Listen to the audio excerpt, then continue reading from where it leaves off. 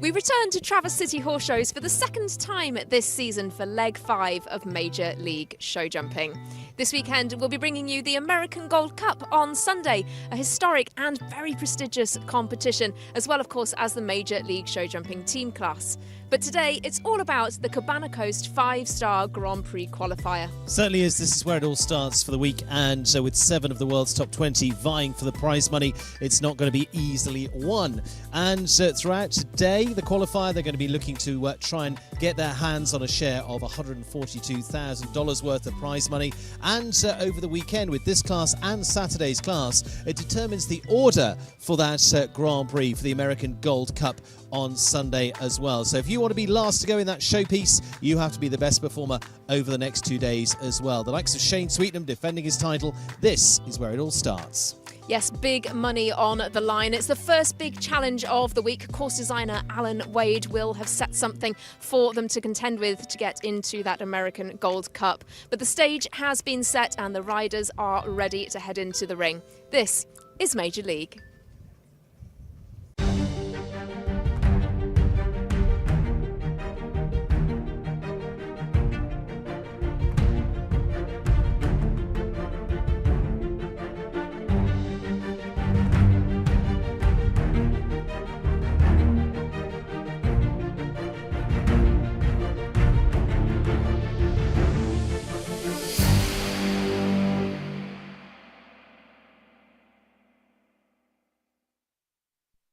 Well, what a competition we have got lined up for you here today in this Cabana Coast 5-star Grand Prix qualifier. $142,000 on the line in this competition. Alan Wade set quite a tricky course here, quite a lot of places to have a look at, a few twists and turns and a tricky jump-off course as well, which will culminate in this Major League Show Jumping fence just behind me here. What a lineup in this class we have as well. We have 44 horse and rider combinations coming forward, including 4 former winners of the American Gold Cup. Kent Farrington will be 17th into the ring here today. McLean Ward comes 21st as well. He's going to be a little later on. And then in the second half of the competition, we'll also be bringing you the likes of Richie Maloney and, of course, last year's winner, Shane Sweetnam. The last winner of the 5-star Grand Prix here in Traverse City, Carl Cook, also comes later on in this competition, and those will all be names to look out for. But what they're looking to do here is to qualify for the American Gold Cup, which of course will take place on Sunday. And they're looking to finish as high up as possible to put themselves in with the best position for Sunday's competition. The later you go, the more chance you will have had to see most of those riders go and to see how the course is riding. But today, it's all about qualifying for that Gold Cup.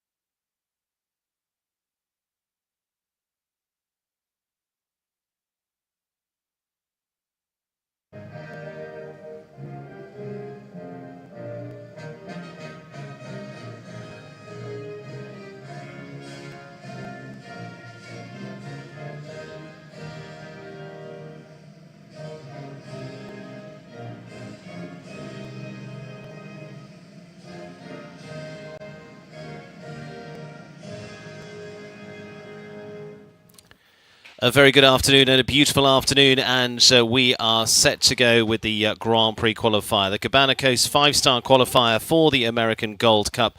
Over 100,000 US dollars in the prize fund, and then a little look over the fabulous facility here in Traverse City, down to that Turtle Creek and Casino International Arena, but part of what is a big venue now that's been developing over the last few years, and now home to the American Gold Cup, presented this year by the Great Lakes Sports Commission.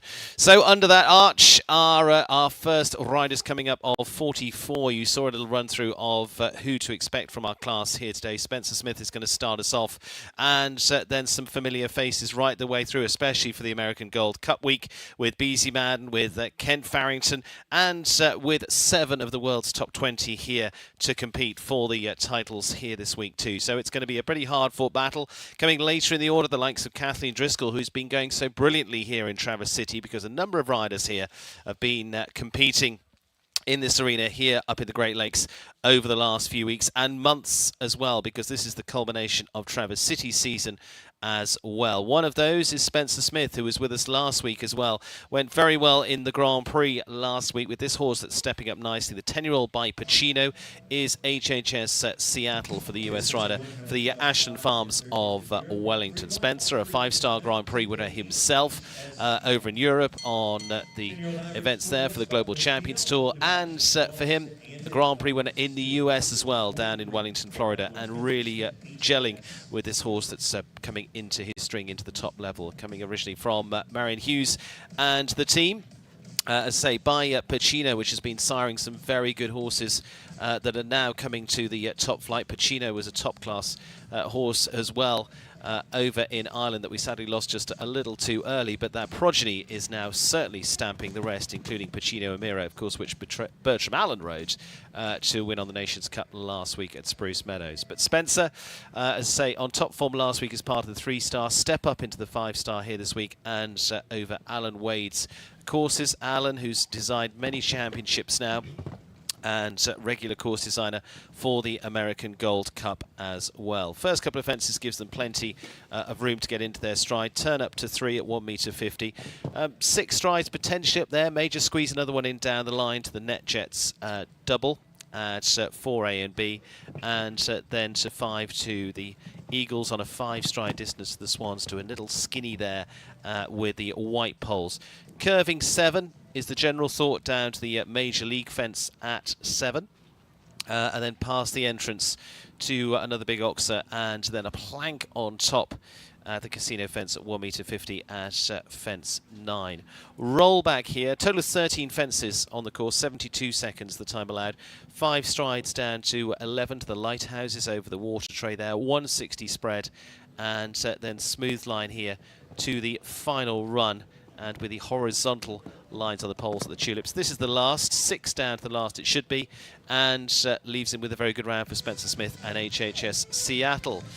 Should be okay time-wise, and we will looking to see them in the jump-off. Much like the Grand Prix started on Sunday, first with Spencer Smith with time of 67.53 for Spencer and HHS Seattle. Good start. And over to our first to produce the clear, and Hannah's joined me as well over in the box 2. So good start there, Hannah. Good morning, actually just afternoon, 11 minutes past 12.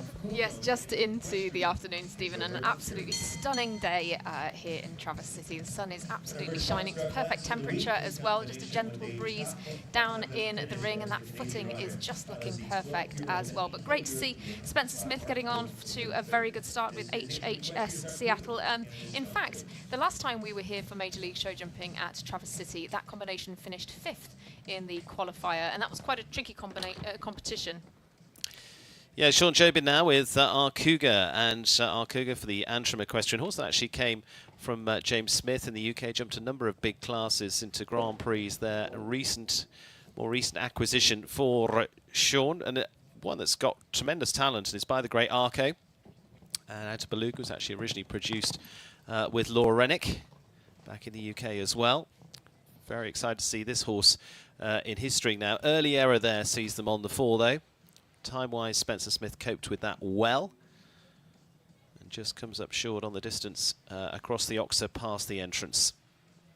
Yeah, and I think this horse hasn't been too established at the 5-star level yet. You know, he jumped the the 5-star opening class and the winning round last time here, but this isn't quite going his way so far this afternoon.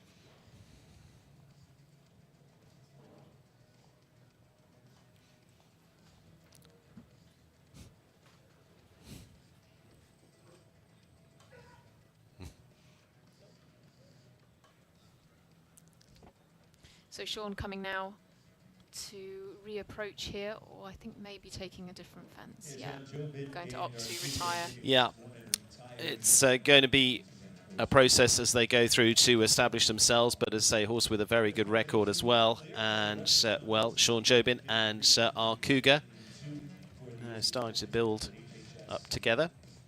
It does always take a little bit of time. Going to be very excited to see how those fare over the coming months as well. Of course, we've got quite a bit of season. We're sitting at the halfway stage of the Major League season so far into 2023. Coming up over the next few weeks, of course, we then head to Greenwich, which is a new venue as well in a couple of weeks' time on the polo field there to try on, and then to Mexico, and of course the final 2 stages at the Desert Horse Park in California as well. Grace Debney, Temple Equestrian's J'Esprit HS, on a 9-year-old here by Eldorado. Again, very good prep run last week in the 3-star classes here in Traverse City as part of that Silver Oak tournament, which saw Carl Cook winning the Grand Prix here last week as well. And so, again, look for a little bit of form in the arena, Hannah. Yes, absolutely. One that's gone very well here already. They were 14th in the 3-star Grand Prix last week, just having the 1 pole down there, but had a really good double clear in the 3-star Welcome Stake as well. Again, this isn't particularly a combination that you would consider to be established at the 5-star level. Their last 5-star competition was down in Wellington, but that was back in March. Grace obviously done well with this horse in the under-25 classes as well. Lots of top 10s in those competitions, and so again this is a combination that's really stepping up to the 5-star level. He lifts and hovers over the oxer there, down to the planks very neatly. Grace really developing well, part of the team for Britain at the Young Rider Championships for a bronze last year as well. Gets high there and just cuts up down short on the oxer on the 4 faults at the moment for Grace. J'Esprit HS, as you say, had a well-established run in Wellington, Florida. Just now getting them set no, and just unsettled down that final line. She sensibly takes a turn down to the last fence. You say another step up for them coming this week. Jumps it nicely, got the ability, and just looking to put the mileage in. With time, takes them to 25.80.06 there for Grace Debney and J'Esprit HS. Is a 9-year-old for Grace, so both finding their feet into this level, but will continue to. Beautiful day here in Traverse City. Blue skies up above, just a little wisp of white cotton across the skies, and is absolutely perfect conditions. Reminder, we'll be back tomorrow afternoon on Saturday with the team competitions as well for Major League Jumping, and then on Sunday as well, 2 o'clock for the American Gold Cup as well. Erin Ballard and Nanini van Dabdelendrief. Horse that's actually from Jill Schulman with the Belgian Warmblood by Cannon for Erin.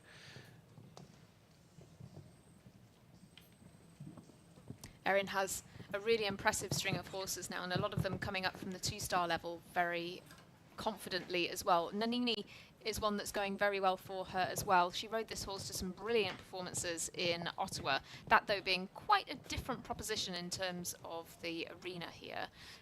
But yeah, in Ottawa she jumped double clear for the team, that team being Team Helios, and placed 6th in the 5-star Grand Prix. So again, they're coming off a good run of form here.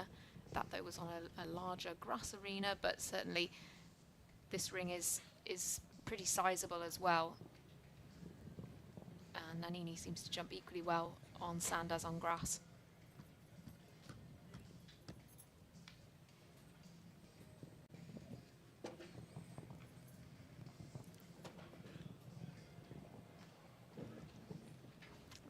Just opens up down that line, just doesn't quite stretch to make the back bar there. That one gets tight. Ooh, and again throws them forward. So not able to make that final fence. And actually that's something that strikes you about this course, isn't it? The questions are coming quite thick and fast, and so that's why we've seen a few combinations so far get a little bit in a fluster, and then it has very much a knock-on effect to the next question. Big jump in there, just gets deep in again. If you jump in a little bit far there, leaves them no space. Just unfortunately puts the mocker on what was a good round. 18 the score, 77-44 for Erin Ballard and Nini. So, second best score though so far. Of course, we started with a clear with Spencer Smith and the Ashland Farms HHS at Seattle. Ashley Vogel into focus now. Ashley from Wellington, Florida with Wandiba AGZ and the mare by Malord Katago on this 11-year-old. Again, Ashley with us last week as well here in Traverse City. Very much at home here, competed here plenty of times. Now again, really stepping up more for this ride that's been through the under-25 system as well. Trains with Shane Sweetnam. Yes, trains with Shane Sweetnam and getting the experience as part of the Spyco Spies team as well. They'll be ones to keep an eye on in tomorrow's competition. It hasn't quite been their season so far, but they're knocking on the door. This horse went very well in Kentucky in the Kentucky Invitational 3-Star Grand Prix. That was back in April. They just had one pole down there, and often they're having just the one pole down, and she's working on the 4 in a fairly early stage here though today. Yeah, unfortunately, fairly heavy rattle at the second fence, leaves them on 4, then just establish themselves for the 6 down to 4. Just finished well here last week, the Namaste as well, top 5 in that Agero Grand Prix.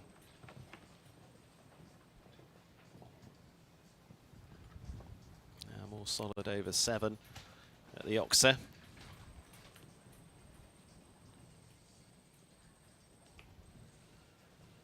Now it's just settling into the round.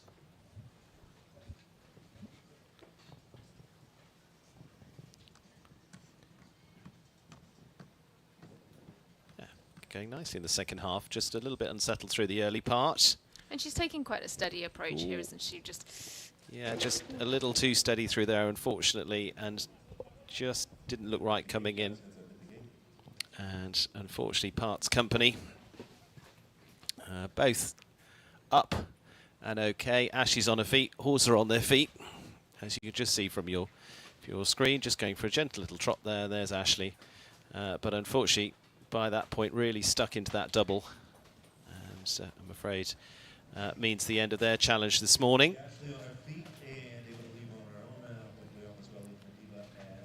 So 1 clear on the board so far, that coming from our very first Spencer Smith and HHS Seattle.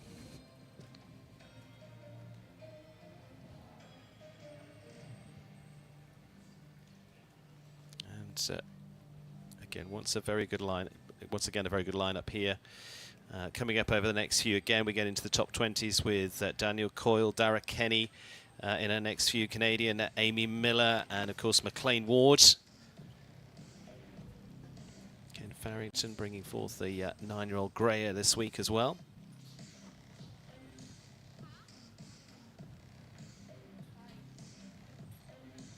Yeah, Ken Farrington's on a great run of form, isn't he? But he does have so many horses to choose from in his string to bring here.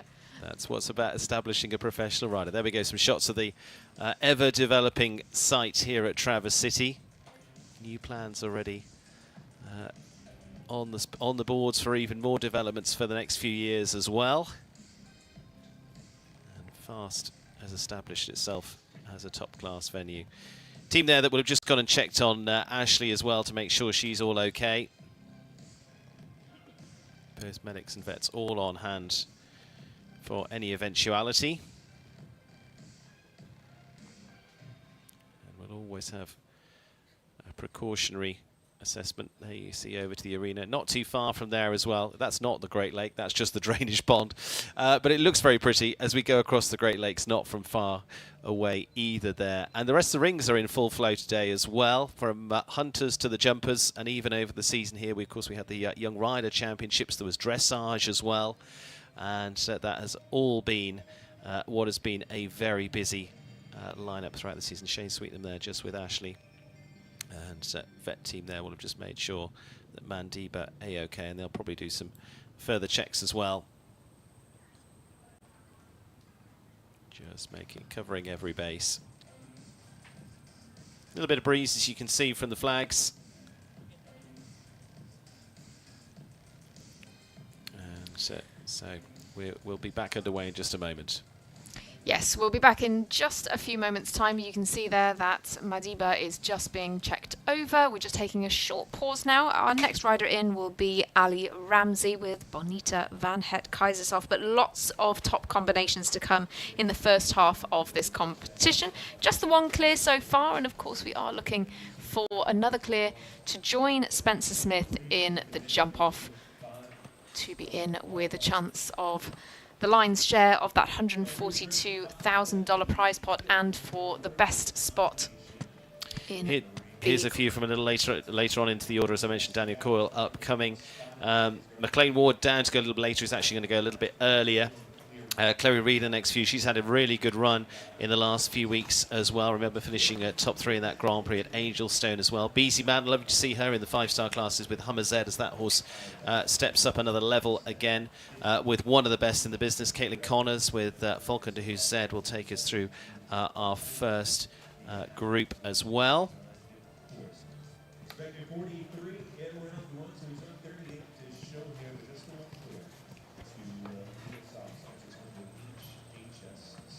Great to see a combination of the established names as well as some younger riders as well. Caroline Mawhinney, very much one to look out for here as well. She's been doing well and helped Eye Candy to that win in Vancouver.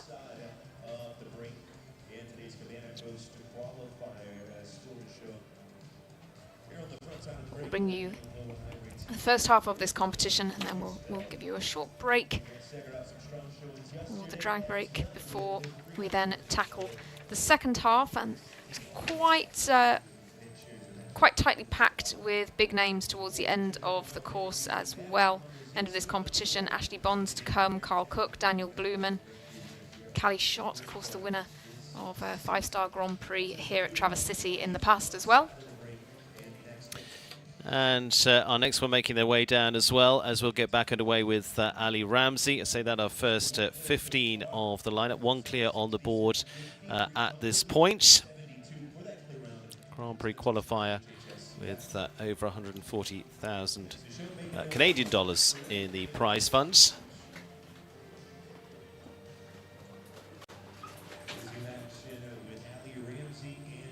So next one in for this just over 105,000 US dollars class, Ali Ramsey and Bonita van Het Keizershof, the rider from King City, Ontario, for the Ramsey Equestrian. And of course for the busy Canadian stages through Ottawa and through Toronto over that August period. Finished well in Ottawa in the winning round there as well. So back underway with Ali, and a good shot at the first. First couple. Yeah, we've seen Ali jump very well in the team competition already as well. Double clear here at Traverse City at our first visit here for the Show Plus Northern Lights. She also jumped very well in Vancouver, finished second in the qualifier there. And she's built such a fantastic partnership with Bonita, and you can just really see them go from strength to strength in these competitions.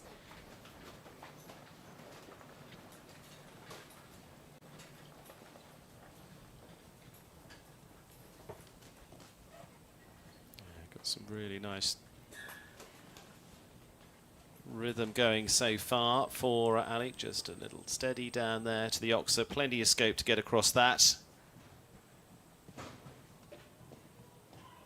Nice shot down to the double, and then just readying for the 6 to the last. And that is a good round put together at 70.23. Time allowed of 72, so they're good for the second of the clears. Ali Ramsey goes clear alongside Spencer Smith as part of this Cabana Coast 5-star qualifier.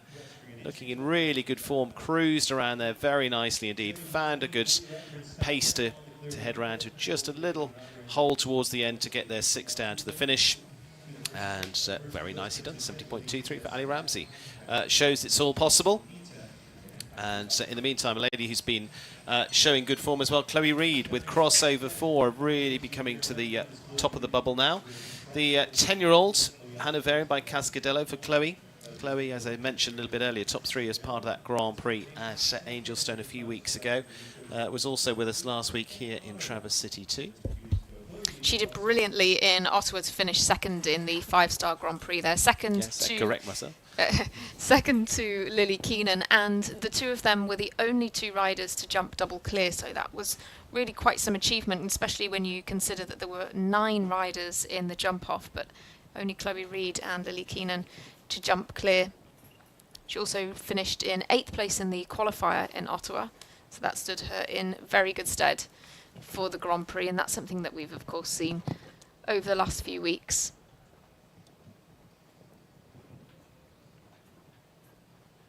Easy over the major league fence, gets airborne there, past the entrance gate, keeps the full concentration. Yeah, really gets the height over some of these big oxes, very much built up to height here this afternoon.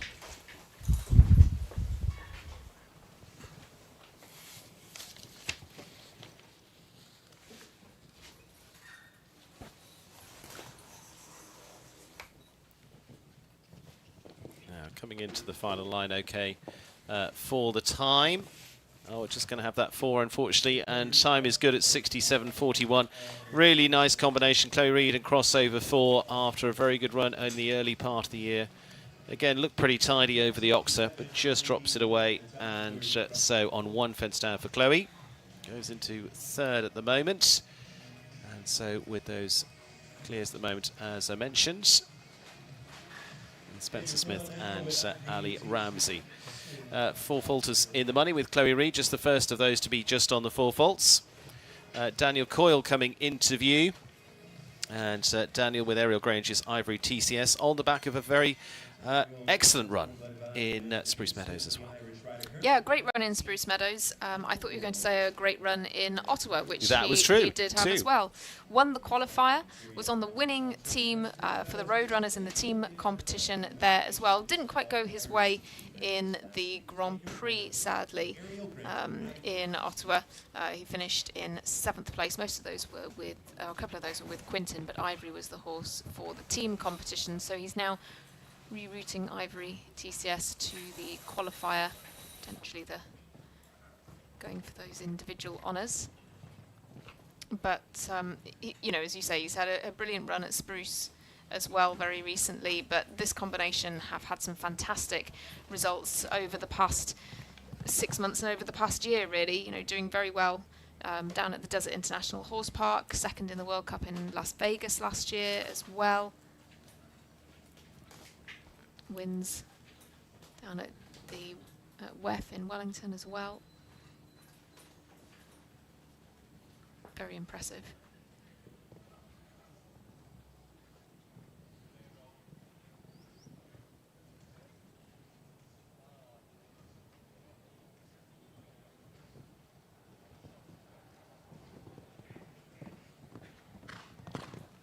Little pull, and there we go. Easy enough on the time, 67.55, and clear there for Daniel Coyle for number 3. Daniel establishing a shot there for the Irish. It's 1 for the USA, 1 for Canada, and 1 for Ireland now. Daniel Coyle continues the run of smooth form, but that's hard worked for.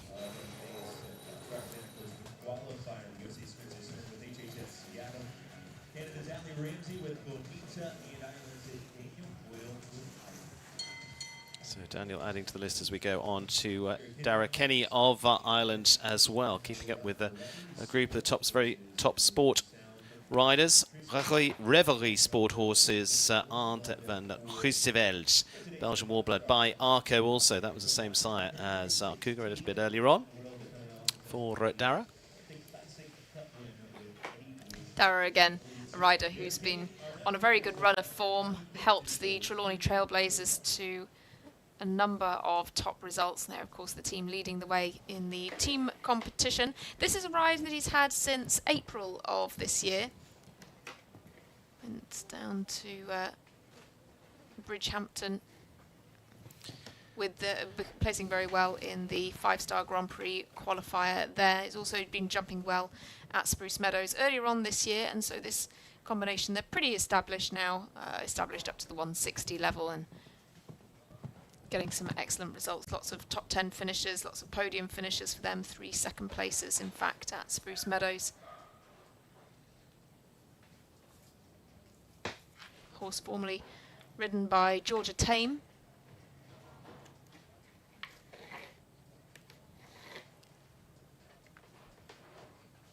With Dara in the saddle, is very much coming up his string and becoming more and more established. Absolutely. Georgia was part of the British team to the European Championships, trained with Shane Breen for a number of years as well, producing a lot of very good horses, now gone out to Europe.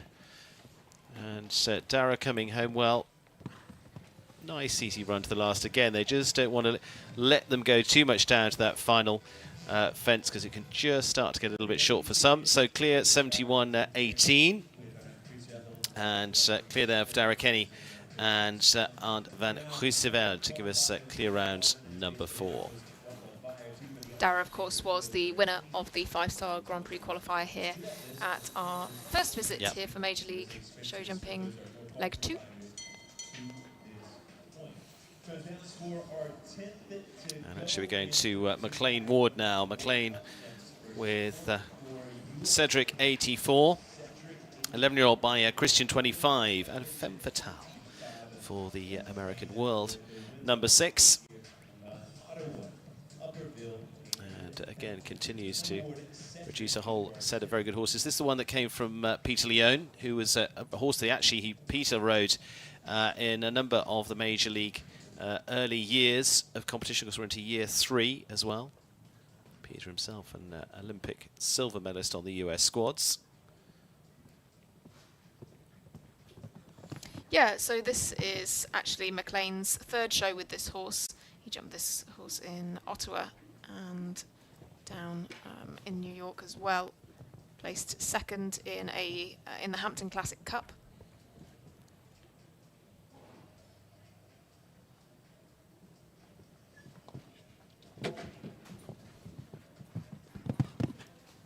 This came down quite heavily on the back rail there. McLean made his debut for the Roadrunners in Ottawa as well. Certainly made his mark.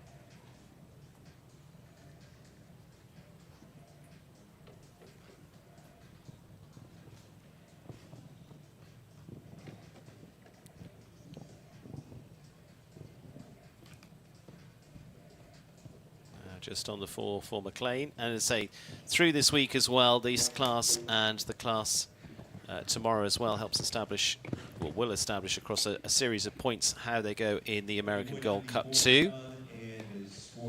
So all those key. Score of 8 at 70.94 for McLean Ward this time.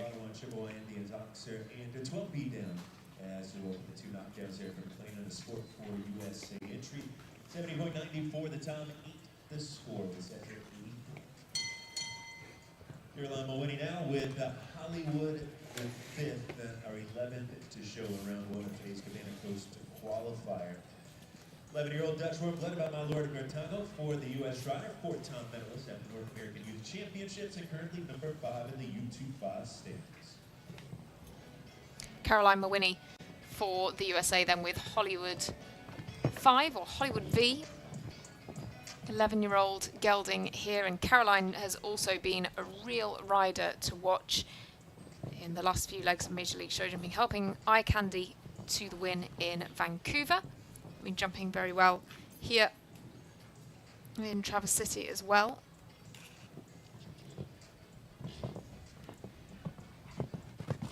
Has some brilliant horses in her string, the likes of Baccara, Darshon Foss, Callisto Blue as well. And she's climbing up the under-25 rankings month by month.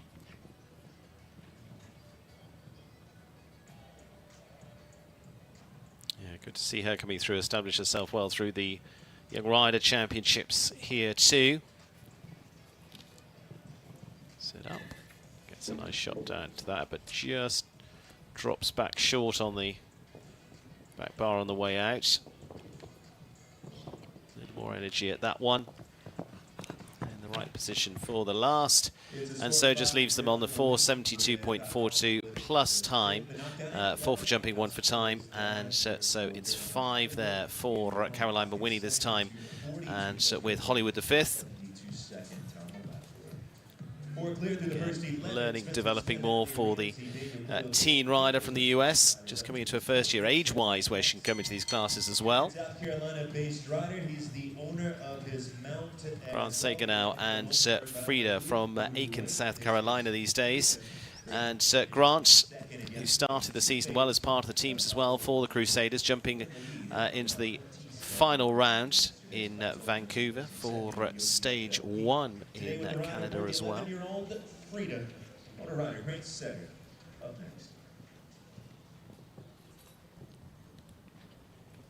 Yeah, we've seen this combination quite extensively on Major League Show Jumping, and Grant has Frida as well as Yogi FLP at the top of his string.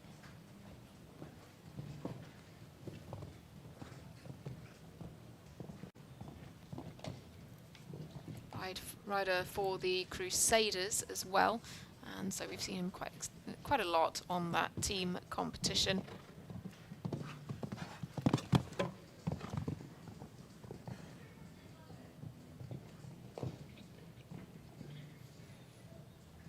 Big jump over the ox there, just got to get themselves back for this line.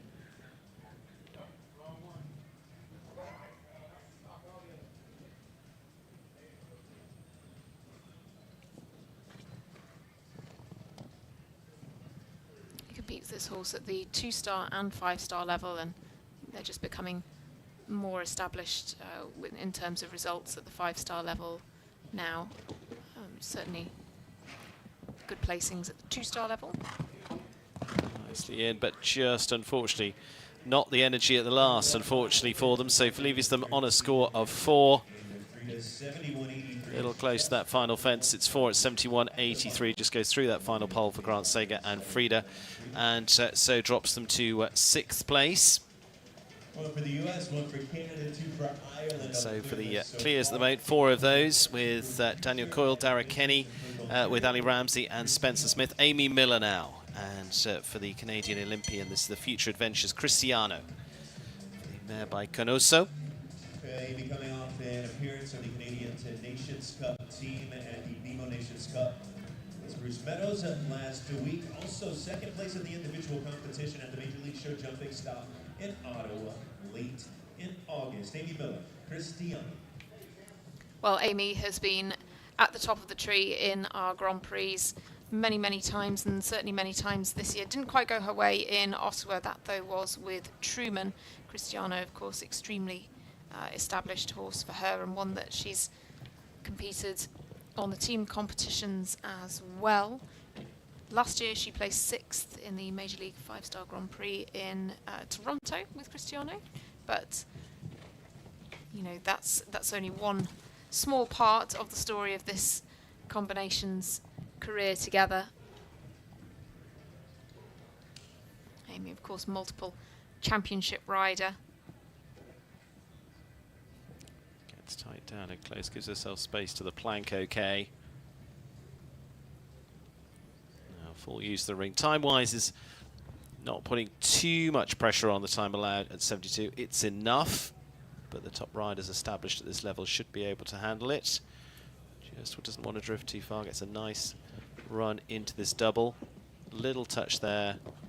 Sets themselves up for the final fence. Enough room to get to that. 70.90, and so adds a Canadian name again into the list, and so gives us our 5th clear now. So it's Amy Miller alongside Ali Ramsey as those representing the red and white in this afternoon. Good shot there.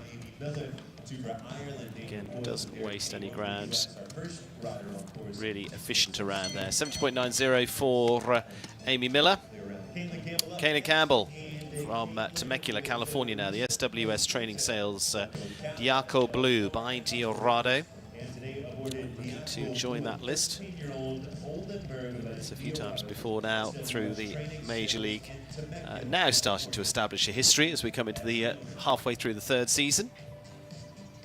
Yes, this was a horse that was with Doron Kuipers of the Netherlands until March of this year. So Caitlin's been getting the miles on the clock over the course of this year in San Juan Capistrano, in Vancouver and in Akala. This is her first visit to Traverse City with this horse, but she's already finished with a top 10 placing with this ride 4 times in their career so far together. Latest of those being at Akala. She also competed Diaco Blue on the Major League team competition in Vancouver. Just picked up 1 time penalty and then jumped clear. So very good start in that series for this combination. Leaves a toe on that as well. Few down so far as they're just establishing themselves really at this level. And coming down that line easily enough. Again, the Oxers down here at 160, but unfortunately another fence going down there at the vertical at 150.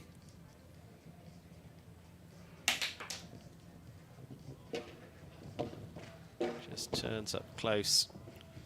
Doesn't get out of the double as they would like, and so the score is rolling up. It's going to be time on top of that as well. 26 24 for jumping, 73.24 for Caitlin Campbell there, and Diaco Blue this time.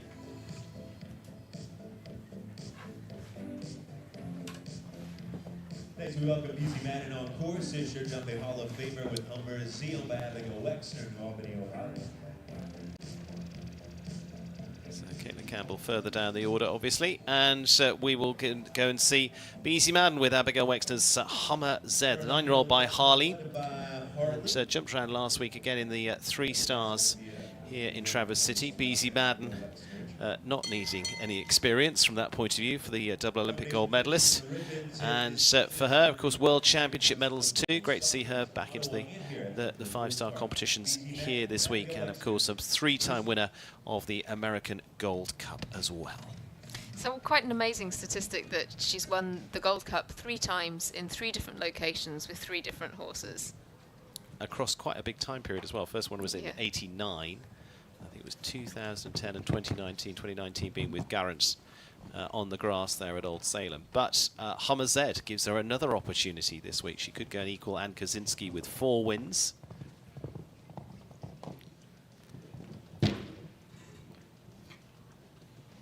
Hummer Z throughout this year has been brought on nicely, as you would expect from the Madden team, through the 2 stars. Yeah, primarily through the 2 and 3 stars, and in fact the only place that she's jumped 5-star competitions with this horse is here in Traverse City. This same time last year.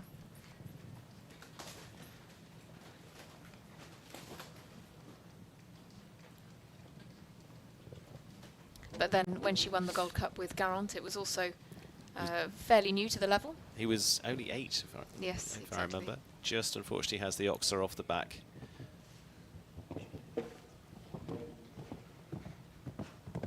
Getting used to this more than necessarily commenting on Beezy, and so it's 12 there, 67.67, probably one of the biggest tracks they've jumped so far for Beezy and Hummer, and so leaving them on 12. Good start out there for the 9-year-olds. But unfortunately in the end finishing with the 3 down.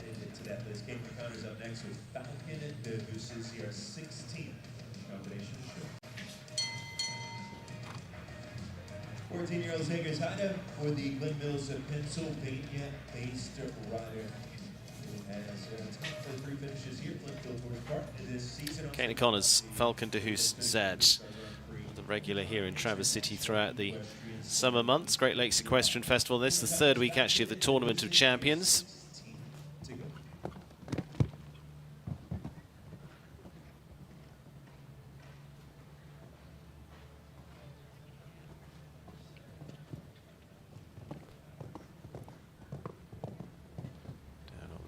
Which is pretty well the standard. Seen several now just get into a nice rhythm around here, and they come up well.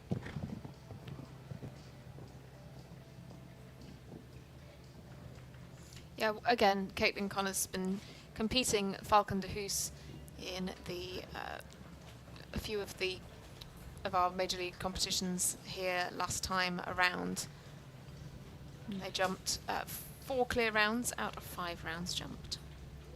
Just got a little bit more pace down that line past the in-gate. Just to get down there. Well, then again here, this is where 1 or 2 are just getting stuck into this double. You've got to be spot on as she was there.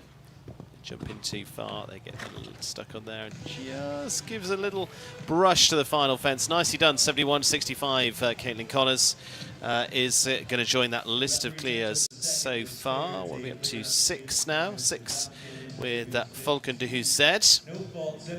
And so she adds another of the US flags in there alongside Spencer Smith, of course. We'll see 6 more before a midway break here in round 1. We welcome Spencer Britton on course now, and U.S. rider from Westlake in Texas. Spencer Britton now is Stakan for Pernilla Ammann.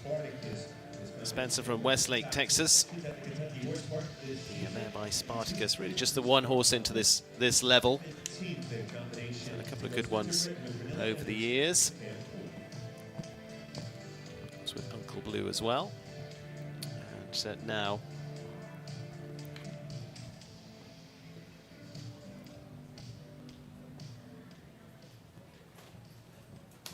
Spencer, another regular here over the last few weeks too.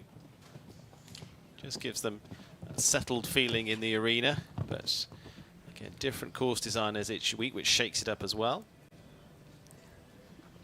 Spencer has been riding this horse since the beginning of this year, and the horse actually had a year off from competition in 2022, but came from Maximilian Lille of Germany. Yeah, just had a fence down in the run up to that NetJets fence.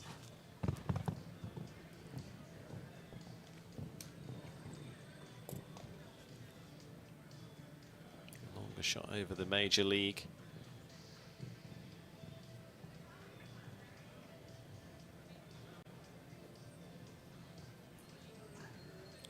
Balanced on the turn.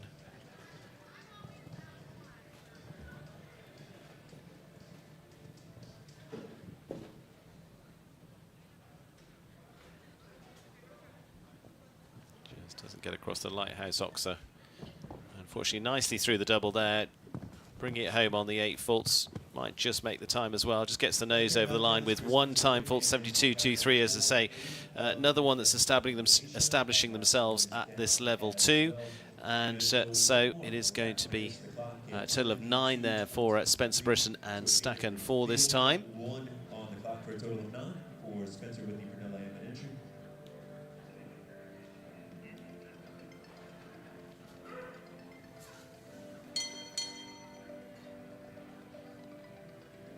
Ken Farrington and Greyer, of course, that we've seen a few times this season so far by Colestus for Kent. Impressive 9-year-olds. So Kent returning here. He's been a past winner of the American Gold Cup as well. Twice he's put his name on the trophy, 2 different venues at Old Salem and here at Traverse City as well. Yeah, that latest win coming with Gazelle. Grey is a horse that Kent's been developing through the 2- and 3-star levels in recent months. They were second in the 2-star Grand Prix at Angelstone, second in a 3-star Grand Prix here at Traverse City in July as well. So very consistent, and now he feels is the time to step Greyer up once again to the 5-star competitions. Yeah, again, been watching this horse through the staircase of progression through the season. Started well in the National Grand Prix, back into Wellington this year. He's second in the Grand Prix here in July. Nicely on the grass. Inotor has just each step looked better and better. Greyer, super talented. Kent, we mentioned a little bit earlier on, has been producing as a real professional does. A list of very good horses now and been patient with them over the last 12 months or so. And now that all starting to come to this top level. Easy enough for him to the last. Just cuts in there to the left as well. Crosses the line at 69 without any trouble at all. You can see them really tuck up tidily in front of the in-gate fence then. Just rolling around here at a lovely pace for Greyer. Adds to the clears, and it will take us up to 7 now with Ken Farrington in the mix, and to Vanessa Hood. Take 2 LLCs, Vins. Newer ride for her into this year as well was a ride with McLean Ward in the early part of the year, horse that came from Nick Skelton and Laura Crouch. Again, has been establishing this partnership for Vanessa.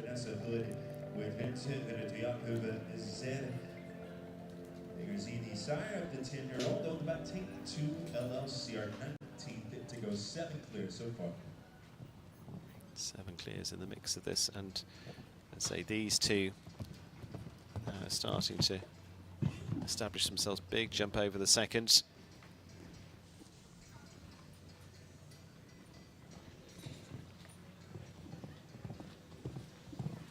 Jumped some good rounds up to the Hampton Classic just a couple of weeks ago as well.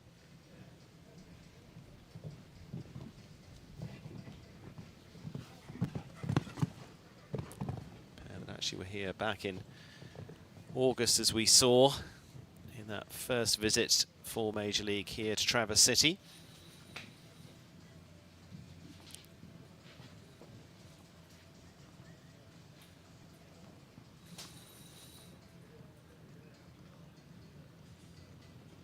Just getting nicely set up so far. May just get a little bit close on time.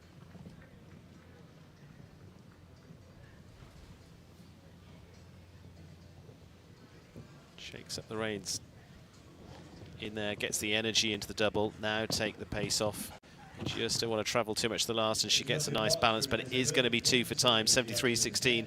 But it is a good round under their belt as well. It is just a couple for time, as I say, on a pairing that have been literally together for weeks, more than counting it in years so far. And I would say that's a good round to get under their belt there. Vanessa Hood and Vince hopefully happy enough with that one. Of course, wouldn't want the time either, but well-established round. Good confidence build around as a partnership together too for Vanessa and the 10-year-old by Vagrant said. And so on the 2 for time will mean that she goes into 8th place at the moment.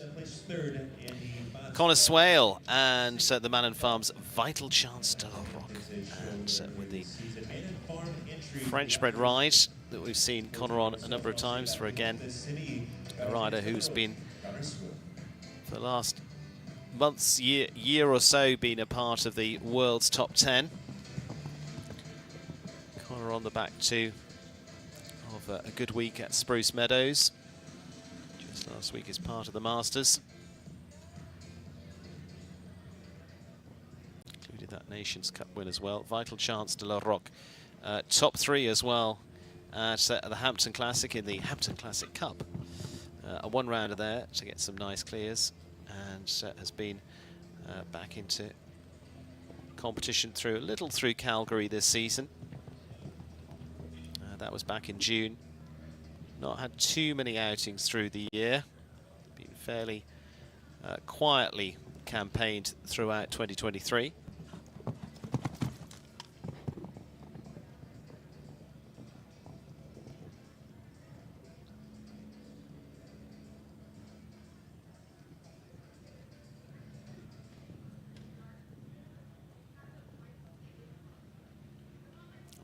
Last year to win the World Cup in Sacramento.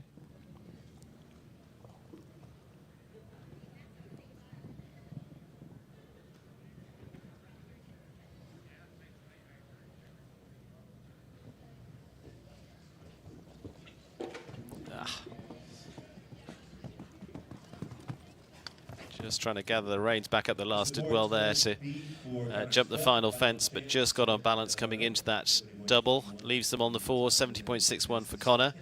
And Vital Chance to La Rock. Otherwise, a fairly tidy round all through for the Irishman. Gets in. Just, again, struggles to get out of that double. As we approach the midway mark for round 1 of today's Cabana Coast Jumper Classic.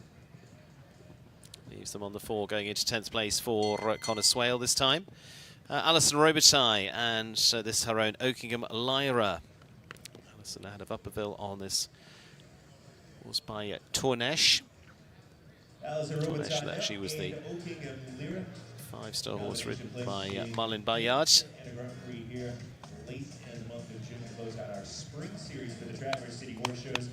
Alison throughout a long career has been many times what would have been the equivalent of 5-star winner over the years as well, and now well established in the second phase of her career. Actually won a class in Ottawa with this horse.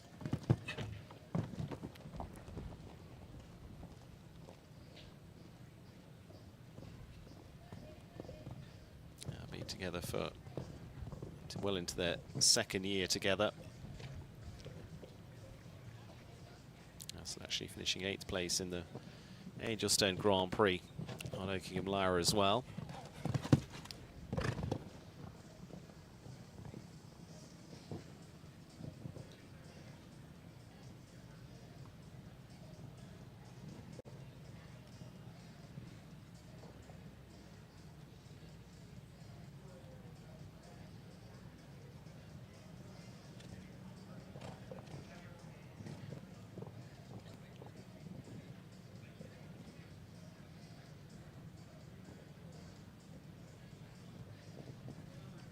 Home on a good time, and really nicely done from Alison. Oakingham Lyra home with a clear at 68 seconds easily enough. Got a really nice pace around there, and they're cruised round for another of our clears of the afternoon. Oakingham Lyra and Alison Robitaille. Too far off the halfway stage, establishing the group of clears up to now. Spencer Smith, Ali Ramsey, Daniel Coyle, Dara Kenny, Amy Miller, Caitlin Connors, Kent Farrington, and most recently with Alison.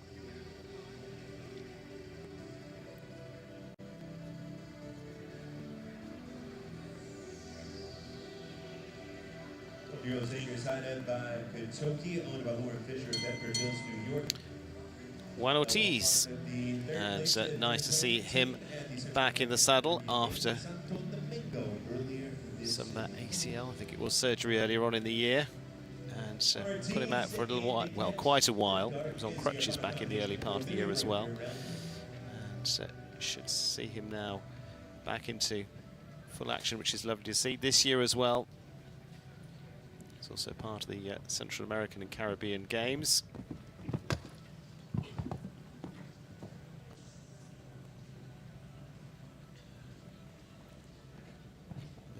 This year just started to come back, and only in the last few months has literally jumped at 3 or 4 FEI shows.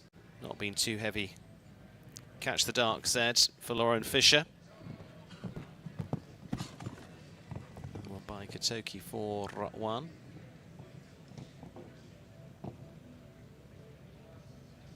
Just tips off the front bar of the Major League fence on the way down to the entrance. As they travel on down to there. Plank jumping well.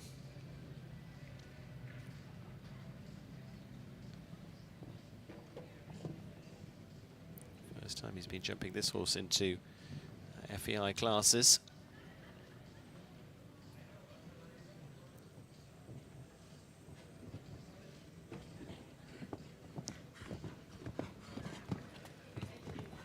And we'll be home with the 8 faults and a 70.35.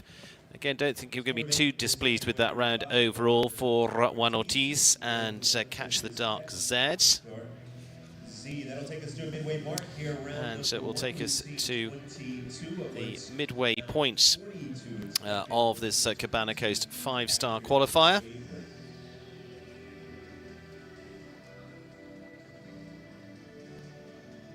Through the first 22, and all part of this American Gold Cup week here for Major League show jumping. It is so far 8 clears set to return for this Grand Prix qualifier, over $100,000 in the prize fund, and still with a very, very good list of those to come. And down there in the warm-up, Hannah is also catching up with a few that have competed and set to compete.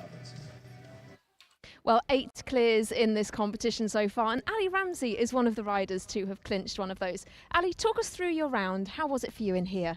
I thought the course walked quite nice. I've always liked Alan Wade's building. I felt like my mare was kind of ready to tackle this one, and everything just came up as you would hope, and she flew. She grows wings out here and felt really good. And we've seen you perform really well in the qualifier before. How does that make you feel for the rest of the week? I think it takes a bit of the pressure off when you know that you're in top form heading into the big class on the weekend. So it'll be nice to have a good result here so that we can come into Sunday feeling ready to go. What's the plan? Will you be riding on the team competition as well? Yeah, I'm going to do my other horse, Conrado, in the team, and then save Bonita for the Grand Prix on Sunday. And so now you'll be looking at the other riders that are to go in this second half before you make your plan for the jump off. Is that the plan? Yeah, I think I already have my plan. I think no matter who else jumps clear, it's going to be a fast jump off. So I'll know what I have to do already. Well, congratulations. We'll let you get back to your preparations. Thank you very much.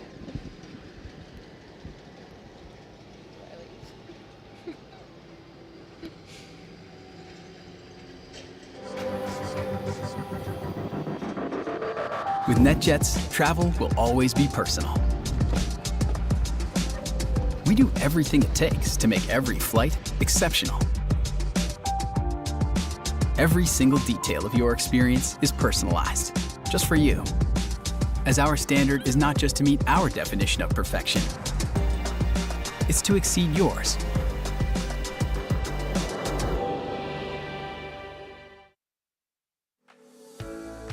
Premier Equestrian is the leading provider of arena footing products in North America, featuring a full line of footing products to fit any budget. From home arenas to prestigious events, like Major League show jumping, Premier Equestrian is the company to rely on. Horse owners, trainers, and facility managers know the importance of good footing.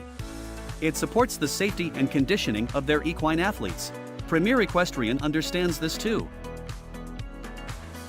Call us at 800-611-6109 or look us up at premierequestrian.com.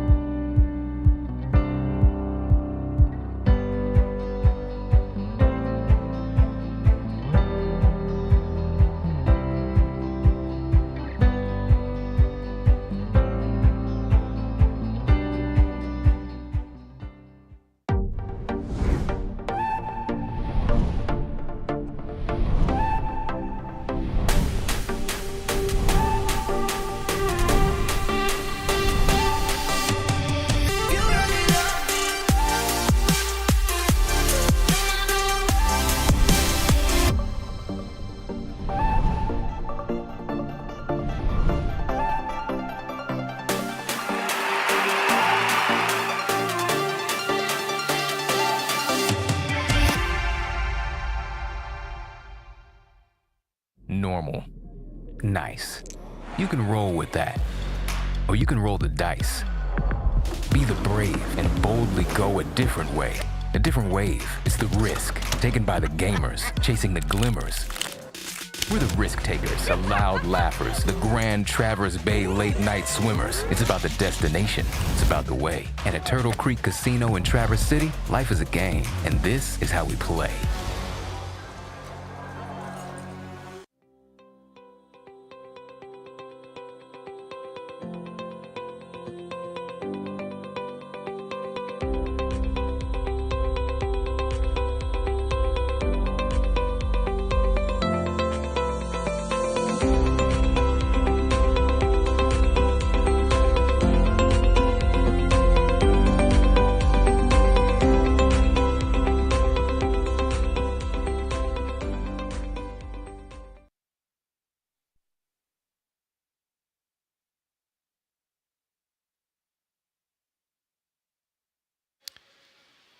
Well, getting set for the second half of what is coming up for this Cabana Coast class, and over $100,000 in the prize fund. Here's our second group of riders still to come, including the lady who's been in terrific form here, Kathleen Driscoll, and Rome for the US rider, who's the leading rider of the season here. Delaney Flynn, Julietta, is another one to make a debut here as part of this event this week, who's been also on terrific form for the Windsor Show stable. Shane Sweetenham, out of the blue, the defending champion for the American Gold Cup as well. Carl Cook, winner here last week in the Grand Prix with Caracol de la Roque returns as well. Lacey Gilbertson, Hollywood, Jacob Pope, Highway FBH, some solid performers in that next run, as are the rest, including Roberto Taranwas, the Olympic rider, Desudorf, Daniel Blumen, Gemma W. off the back of that recent Hampton Classic win.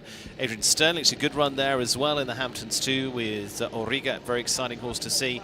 And then down to Ashley Bond, Garfield, again getting more moves up into the 5-star with that horse. Jonathan McRae, Fantasy BB.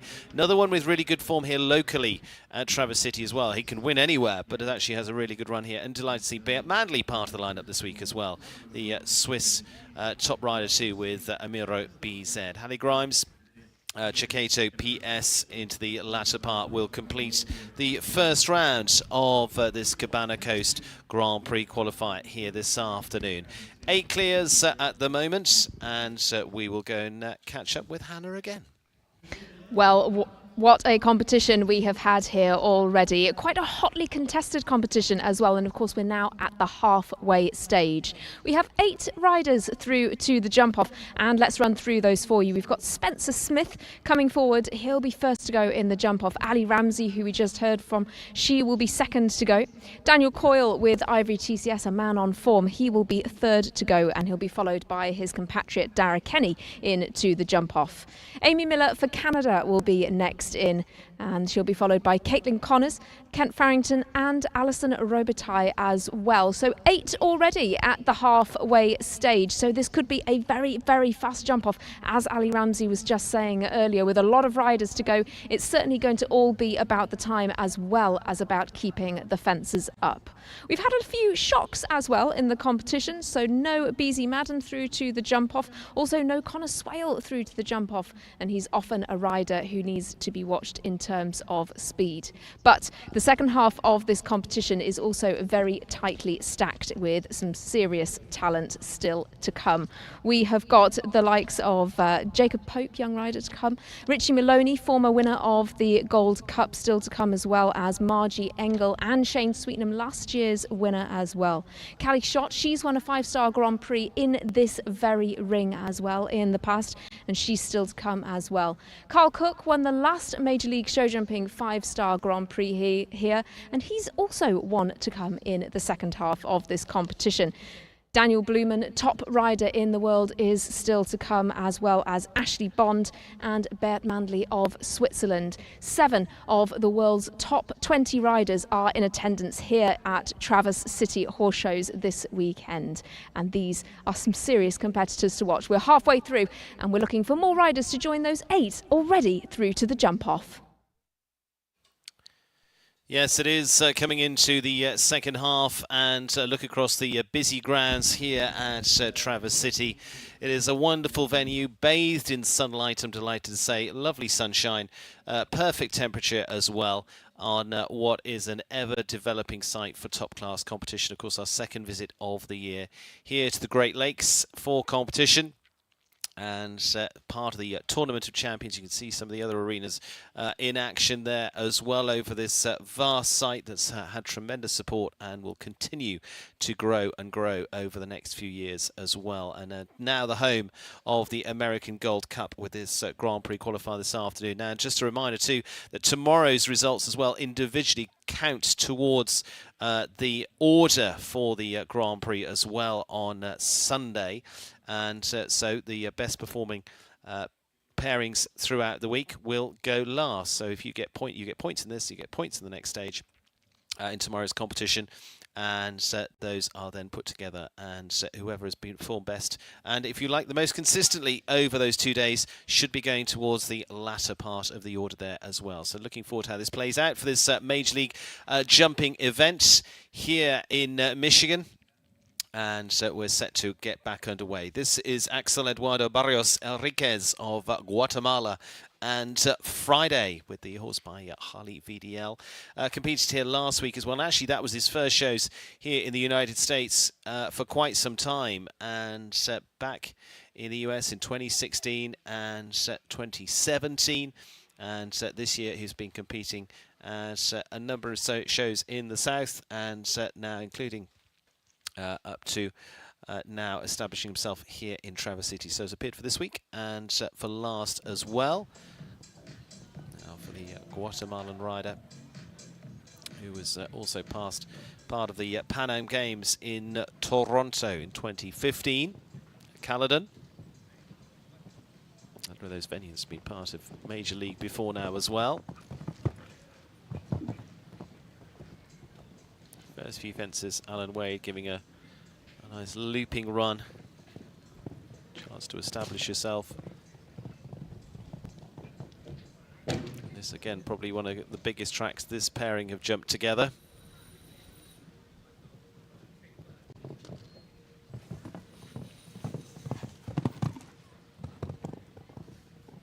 It's a nice balanced run down to the skinny.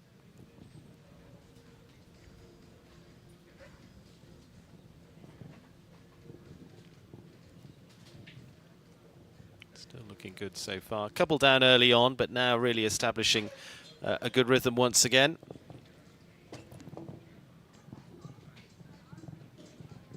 One stands off, unfortunately, at the Oxer there. And we'll leave them out of the reckoning, I'm afraid. Both up.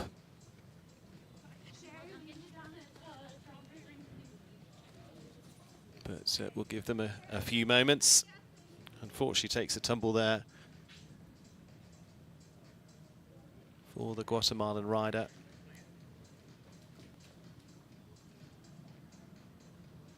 Team's just coming in to check everything over. He's up, looking around. Vet team just attending to the horse at the moment as well.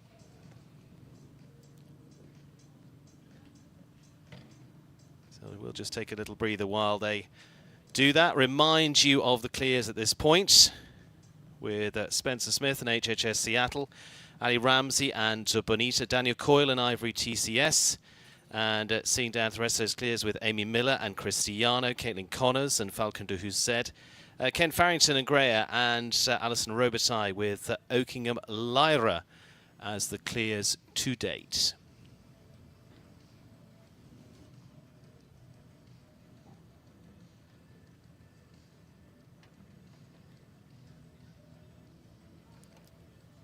So those are the clears at this point of this Cabana Coast qualifier. Just over 100,000 in prize money. See some of the shots of the grounds here in full bloom as part of this Major League event.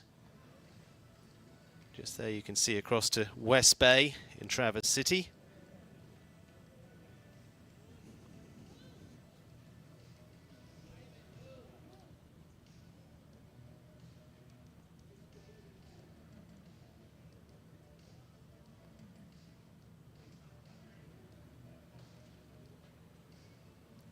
And there across the grounds here in Traverse City as well, as it grows into its own equestrian paradise here in the Great Lakes throughout the summer. Started back in June and then continuing on until the final stages here at the Tournament of Champions.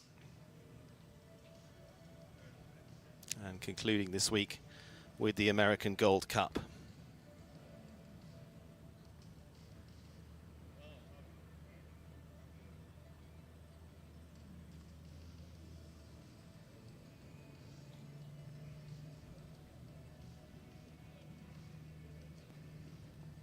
Just a reminder, 8 clears at the moment. Just going into our second half of this class. We'll be a few minutes before we get back underway.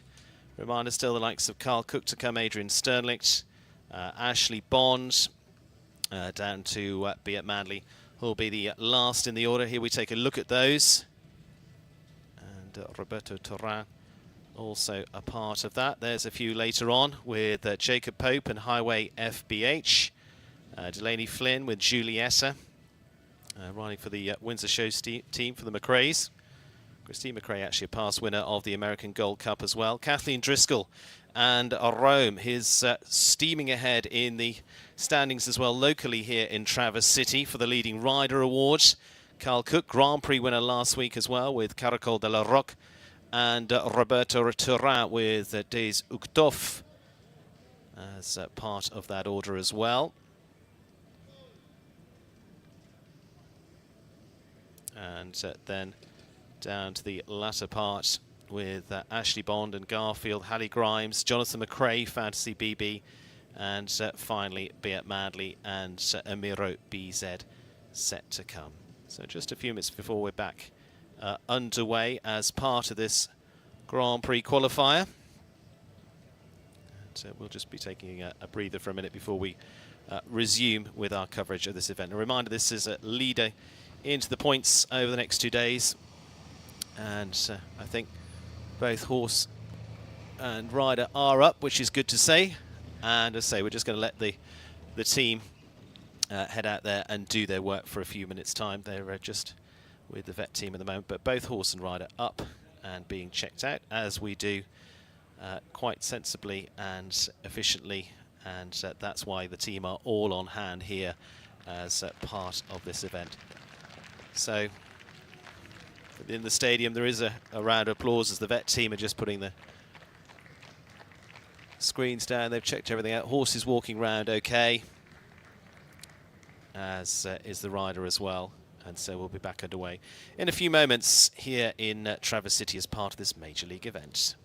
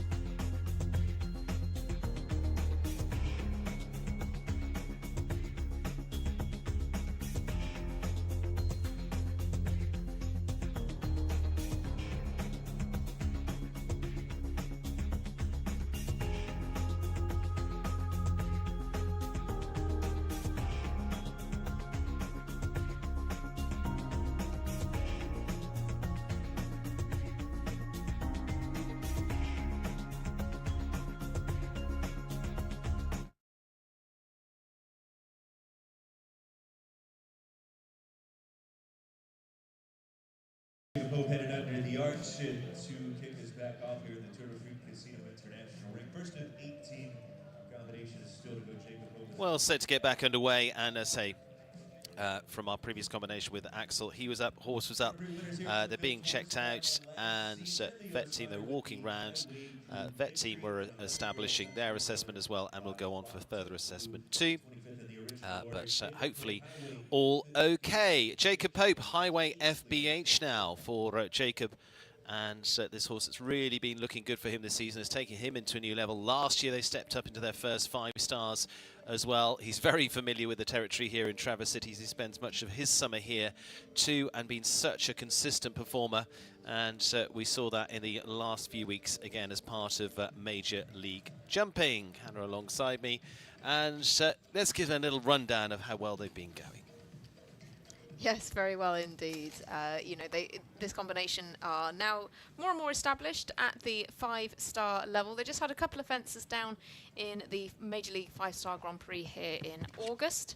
But as you say, Jacob, very experienced competitor. He seems to be competing in every ring here at Traverse City Horse Shows here this week. They had a 3rd place with a great double clear in the qualifier last time around here, but also have had wins at the 3-star level, and top 10 finishes down the ranks at the 4-star level as well. Jacob riding this horse since last summer, so a bit more than a year under their belts.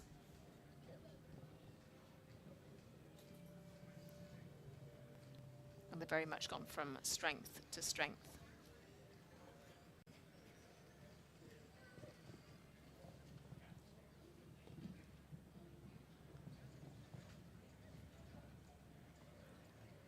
On the 8 at the moment for them, which is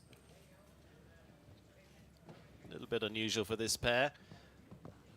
To the last, and a really nice looking shot over that. It's going to be 8 there at 67.05, Jacob Pope and Highway FBH. Keen over the line there, big jump over, but got high, but just unfortunately didn't get the width across the eagle fence.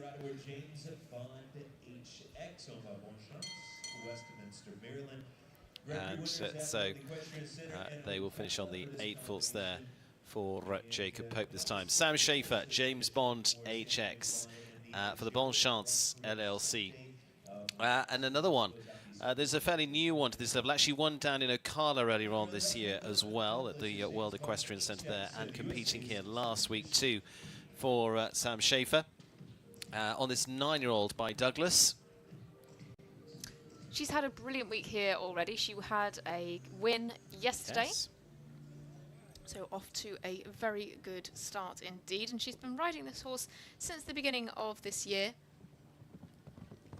And they've finished in the top 10 6 times together already in their career. Finished second in the 3-star Grand Prix here last week. Good double clear for them there. Had a win down in Ocala early on in their partnership as well. So really pretty consistent considering that they haven't been together for all that long.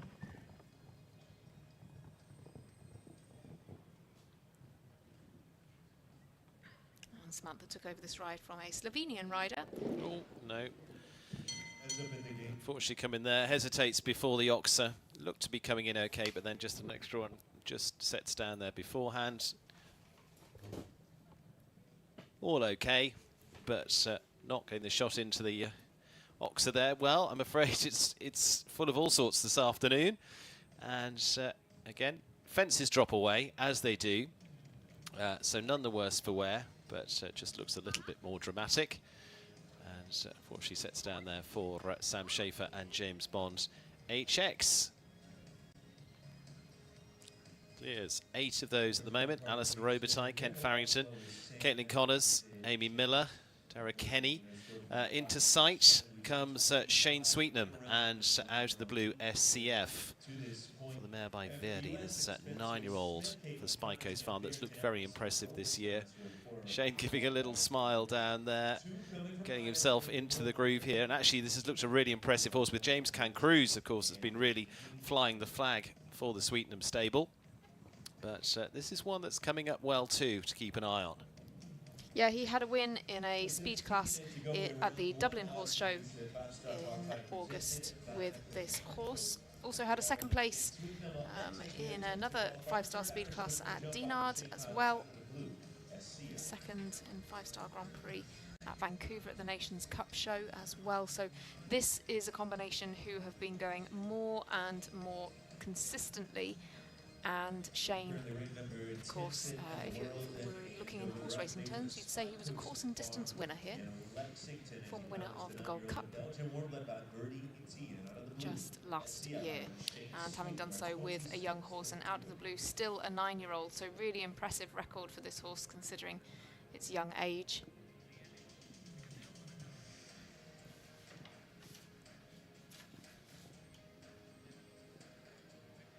Shane, who also bases out of here for a lot of the summer months as well here in Traverse City.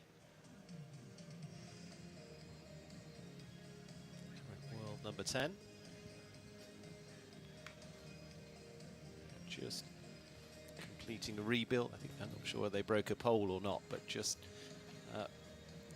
getting ready to get back underway. Say Sam and James Bond. Fine walking out there, but I say the fence just collapses. So Shane just waiting on taking the opportunity to get out of the ring for a moment or two. There we go, there's the bell. So there, number 10 rider in the world, Shane Sweetnam out of the blue SCF.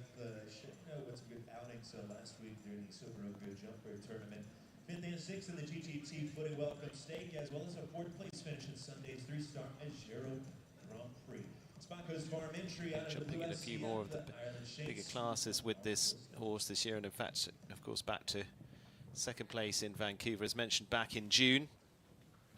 In the Grand Prix there, that's been one of those more impressive performances through the season, but in France and in Dublin, it's been a good mix of venues and surfaces, surroundings to compete on this horse. For the Spikos Farm, of course.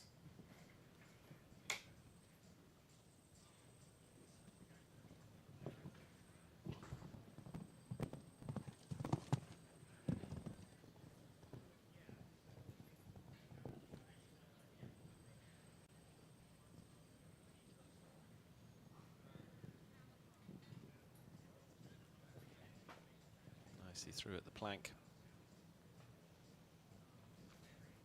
This is is a horse who's been performing well in the speed classes as well, so if they are able to keep all the fences up, certainly would be ones to watch in the jump off. Yeah, very simple as well in terms of the tack on this horse too.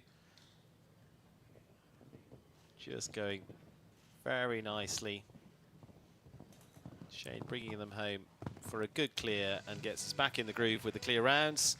And clear round number 9 going to Shane Sweetnam this time for the Spike Coast Farm with Out of the Blue SCF, as we see clear round there. So adds on the list. Ireland with, 3 in there now, with Daniel Coyle, with Dara Kenny, and Shane Sweetnam. US represented by Ken Farrington, Spencer Smith, and Caitlin Connors.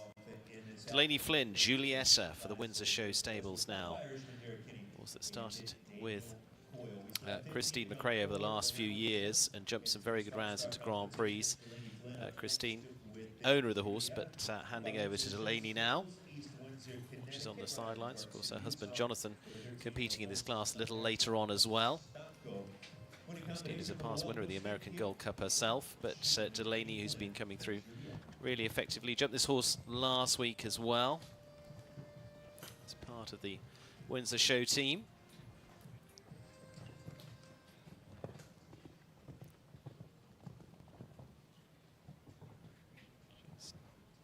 Good round there, gets on the 6. Nice cruise down to the Net Jets fence. This pair have had a good run of top 10 finishes, including a win here in June, and then 3 top 10 finishes across Saugerties and then back here at Traverse City. And those came with a run of 3 double clears in a row. Very much a combination with the talent. You can really see this horse's scope over some of these bigger oxers. Really impressive jumping.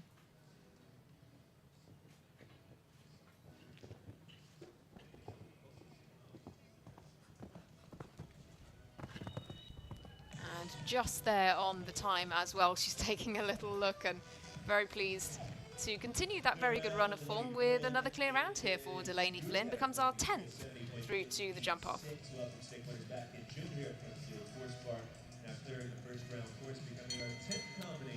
Yes, Delaney very much at home in this Turtle Creek and Casino Traverse City Arena, as is our next as well, with Callie Shott and Garrett, winners of the 5-star Grand Prix here last year too. Well established now as a partnership with Callie for the horse for the Southern Archers. Delaney Flynn, really nice round there, gives us clear round number 10. And now hands over to Callie, who trains with the Madden team.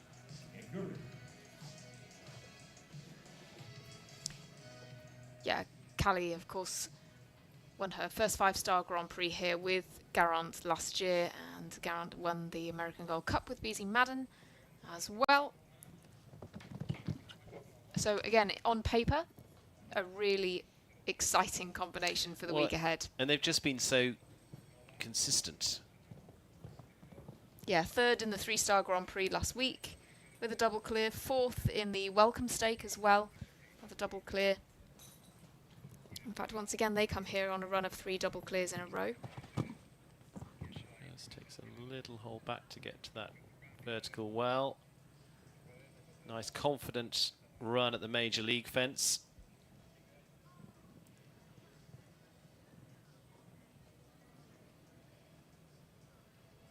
She can really, you know, collect Garant in and then lengthen the stride just when she needs to, and just see how adaptable this horse is around the course for her. Going very nicely so far. Time is no issue. Pops through the double and gets a really nice run to the last as well. 68.14 is the time Callie Shott, and Garant will give us clear round number 11. 3 on the bounce. Definitely finding the form once again, as we've gone Shane Sweetnam, Delaney Flynn and Callie Shott, all with the 0 score. Thomas Joffre now, Cadoro. Another Grand Prix winner here in Traverse City before now. And for the rider representing Argentina, based of course here in the US, as he has been for quite some time, in Wellington, Florida, for the Stellium Sport horses. there by Carantino 2. This 13-year-old that's been a long-time partner for him now. And just recently, first week of our Tournament of Champions here at Linfield Horse Park, placed 3rd and 4th in the Southern Arches Grand Prix. Thomas Joffrey and Cardinal. Rider and horse that we've seen extensively on the Major League circuit last year and this year so far, and once again a combination who we saw here last time around jumping the winning round and the team competition, or team KPF.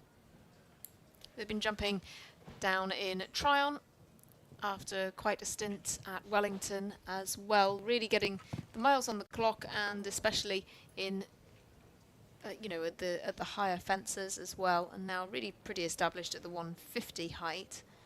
Not so many starts at 1.60 m. Little steady over that first of the oxers.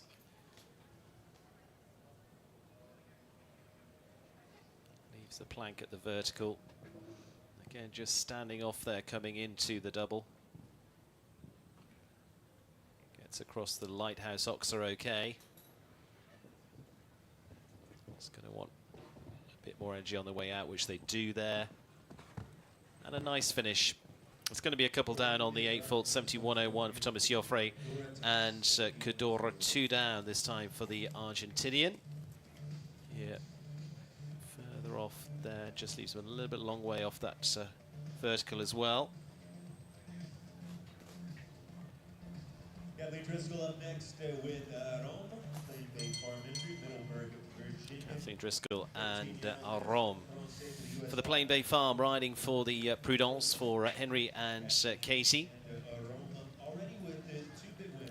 And this hard-working rider has really, this year, come up to a whole new level, been here through most of the season. 30th to show 11 clear so far. Now current leading rider of the circuits through the Traverse City set of horse shows, with the Spring Series, Great Lakes Equestrian Festival, and now Tournament of Champions. A couple of riders that could get closer, including Kent Farrington. But hopefully another good week this week. We'll leave her at the top of that list after a really good performing season here in Michigan. Yeah, she's had 2 wins, a 3rd place here in her most recent stint at Traverse City. And when she hasn't been on the podium, she's just been dropping the 1 pole broadly. Jumped well in Lexington as well, and also had 2 top 5 finishes at the Upperville Horse Show in June. And you know, to have that honour of being the leading rider, it just shows the consistency. And a long way ahead of the rest at the moment, and keeping going with that consistency here.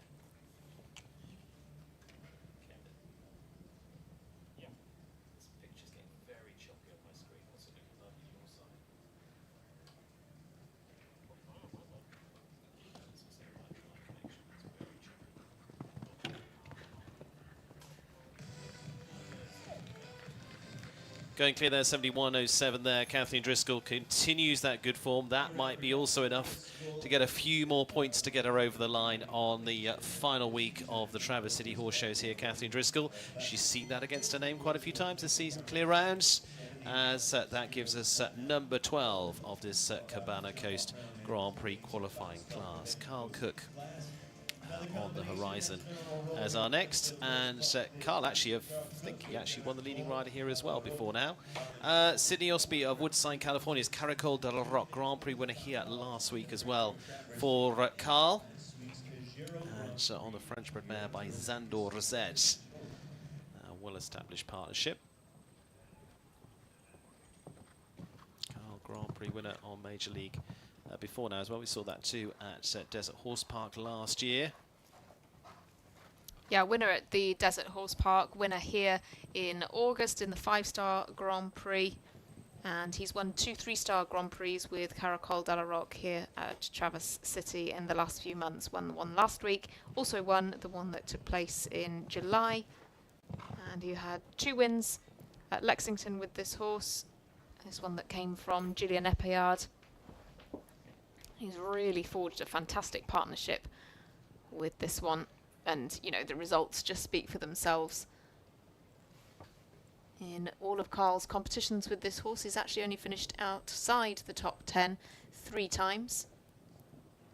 He's going the right direction here as well. Still on the clear for Carl.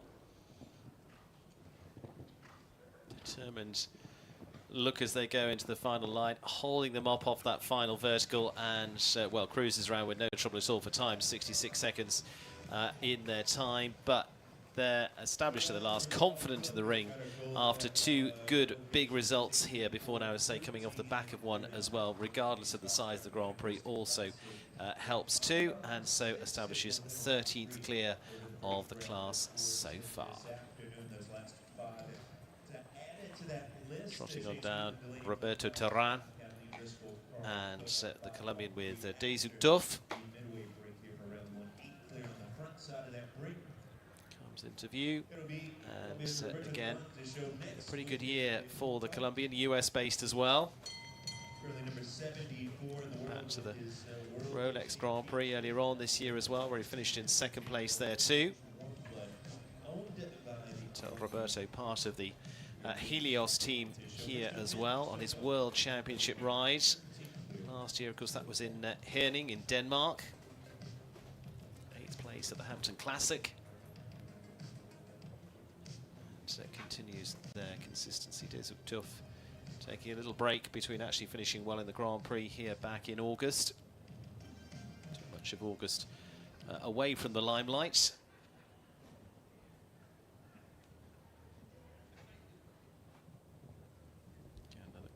You would hope would deal with today's class easily enough.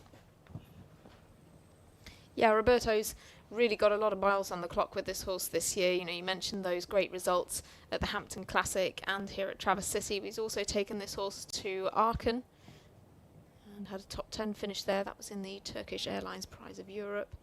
Consistent down in Wellington as well. And then, as you say, you know, being a World Championship horse, this is certainly a competition that I'm sure Roberto will feel quite confident in, but we have seen a few problems here. You know, it hasn't been all plain sailing. We have a good number of clears, but actually we have had some surprises as well. Some big names not making it through to the jump off, and then that just makes things more difficult for them as the week goes on, as they aim for a spot in the American Gold Cup. This is one to watch out for in tomorrow's big class and into Sunday as well. I would think this combination will do today. Switch to probably another ride tomorrow, and then keep them fresh for the Gold Cup on Sunday. 70.44 for Roberto Terran and Dezu Duff. Swiftly gives us the 14th clear. In fact, we've had 6 out of our last 7 have got the zeros against their name. Again, not a surprising list as well when we look at Cali Shot, we look at Carl Cook, we look at Roberto Terran. Established combinations now. Shane Sweetnam starting off that trend, and we will keep that trend up with Daniel Bloom and Gemma W for the over-the-top stables of New York. Spare by Luadam. Daniel off the back of that success the last few weeks as well at the Hampton Classic. Daniel sits at 19th in the world rankings at the moment, and last time out here in Traverse City he placed 2nd in this very same competition in the 5-star Grand Prix qualifier, 2nd to Dara Kenny. Jacob Pope was 3rd. All of those riders, of course, in this competition. Jacob Pope not through to the jump off, but Dara Kenny is. Could have the same one too, arguably. Well, and Daniel has a good run so far into September, because there's been, what, 2 weeks of it or so far, and he's won a Grand Prix each week, because he won Saugerties last week. He won the Hampton Classic before that, so if they keep the same kind of groove up, that would be very, very nice. But 2 different horses with Ladriano, of course, at the Hampton Classic, and Gemma W at the 4-star last week in New York as well.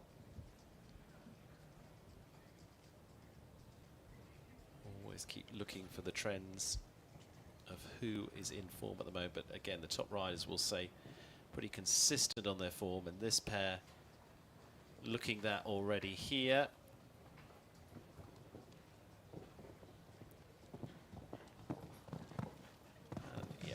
nicely done. Wasn't a big challenge down to the end. They've done that many times so far. And not on the surprise list is Daniel Blumen and Gemma W as they get home with a clear as well. 7 out of the last 8 have certainly found the key to Alan Wade's course here this afternoon.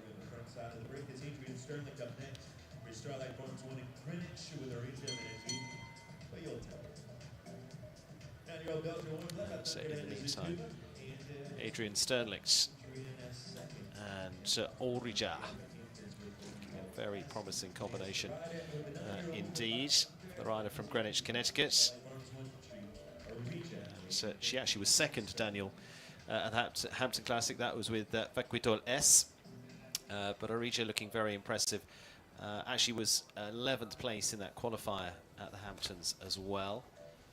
And this one getting more experience now for this 9-year-old by Thunder van der Zoethoven. That is looking one that she's certainly keen on for the coming years as well for the World Championship gold medalist.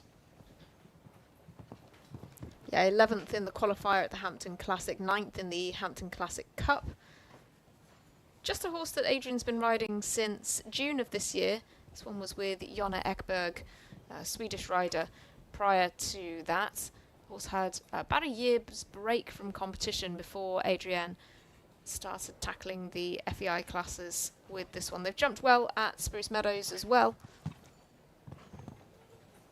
And down in Saugerties too. Adrian developing this horse alongside Fakitol at the top of her string. Rider on the Roadrunners team as well.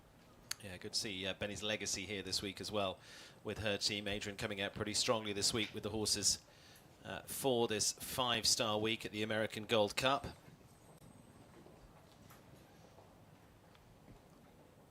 Again, it's just been really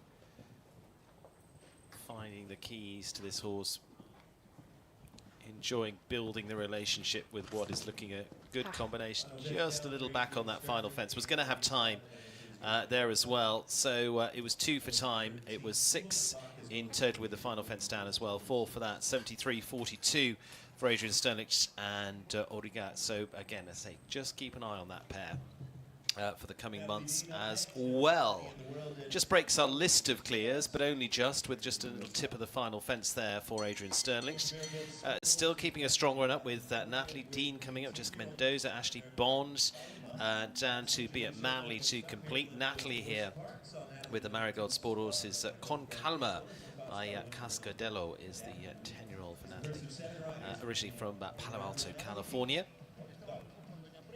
Again, comes in on the back of some very good US team performances in the last few months as well for Natalie, notably over in Europe as well, over the likes at Falsterbo, and then went very well at Spruce Meadows in the last couple of weeks too.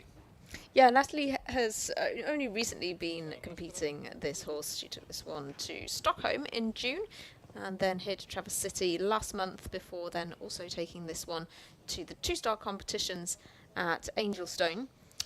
Yeah, it might sound familiar. It's a former ride of Steve Gerda of Switzerland. Just it's a little close into that oxer there to have that one down.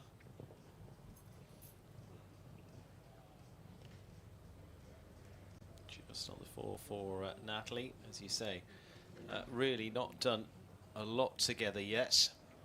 In fact, only jumped 1 5-star class. That was just really getting them going in the early classes in Stockholm. But as I say, her overall performance this year has been another step up level for Natalie. Grand Prix winner actually here back in August in the 2-star with Oasis, when she jumped a little bit earlier on in the 2-star as well. That's an exciting one to look out for too. She's got a really strong group around her. On the 12 for Natalie Dean and Con Calma this time, 68-80. Just gets underneath the oxer into that double. Again, they'll establish their parameters between each other, and so takes us a little further through the order. Jessica Mendoza now. Mendoza, first of 6. Still to ICAP CLZ by I'm Special to Muse for the British rider now. Good few years now being based out here in the US. Yeah, I've been based here for some time. Jessica, of course, British rider. And as you see, they're a rider for Team iCandy. She helped them to the win in Vancouver. She also jumped for the team in Ottawa with ICAP CLZ.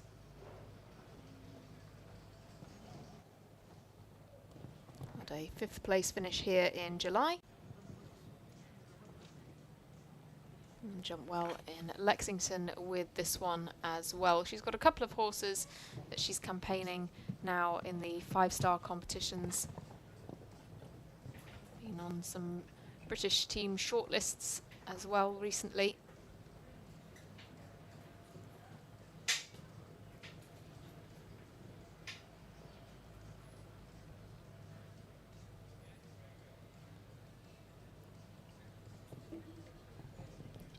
Touching on the way into the double.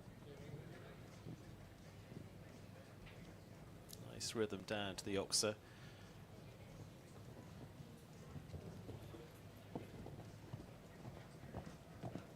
Just wait and stand off it, get the energy from behind. 69.64, and it is a clear there too for Jessica Mendoza, and ICAP CLZ takes us to the 16th clear on the list.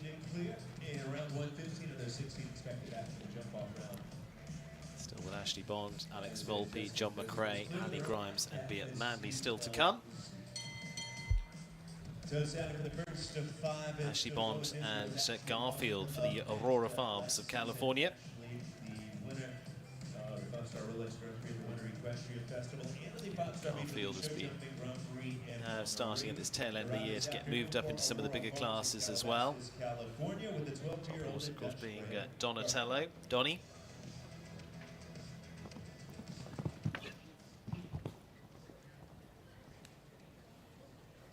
Garfield produced some good rounds through the 2 stars, and now just getting an opportunity here. Just a little look at the water trade there. Steadier into that double, just has the fence on the way out as they just make a move to the left. Yeah, and I'm sure Ashley would say that Garfield is a horse that has stepped up well to the height of these fences, and she's just really getting him used to the variety of different arenas and the variety of different fences as well. They had a good 4th place finish in Ottawa, and she chose to jump Garfield on the team competition at Angelstone, helping them to a 2nd place with a double clear. Well at Akala as well. Very much getting the experience and going from strength to strength.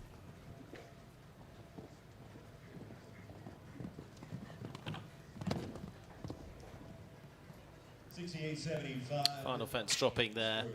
68.75 for Ashley Bond, and Garfield just travelling on through that final fence.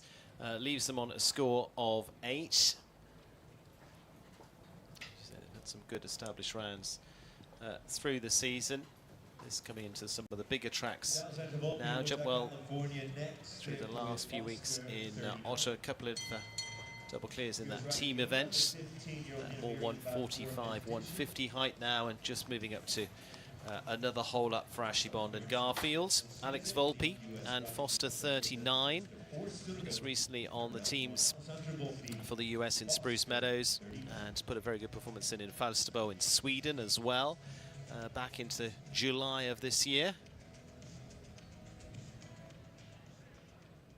He's been competing over in Europe for a large chunk of the summer season. World Cup rider last year as well. Well, what a pity, that early fault for Alessandra Volpe. Working on the 4 already at this very early stage.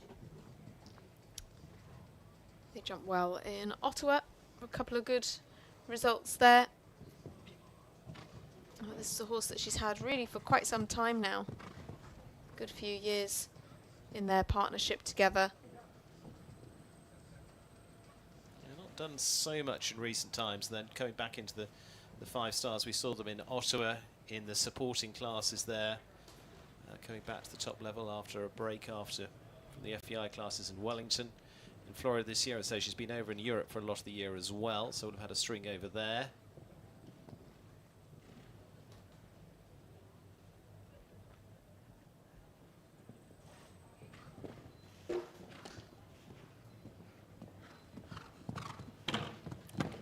To the last, but unfortunately not getting over that one either. Just a casual finish at 71.65, and so leaves them with the 12 faults in total for Alex Volpe and Foster 39 as we come into our final group of those going in the first round here. It's very swiftly up to the 16 clears as part of this Coast class. Jonathan McRae, Fantasy BB, the Dutch Bear bike card end. So, being a winner here, he's well established as certainly the king of the spring here in Traverse City as well. And then has been making a return here into the September months for again some really good performances in the last few weeks. John, a terrific supporter of Traverse City over the years with the Windsor Show stables. Now 13-year-old. Yeah, good result in Saugerties, second place there. Also a good result down in Florida in the early part of the year as well. But he's performed very well at Traverse City before and has had quite some time here in the last few weeks.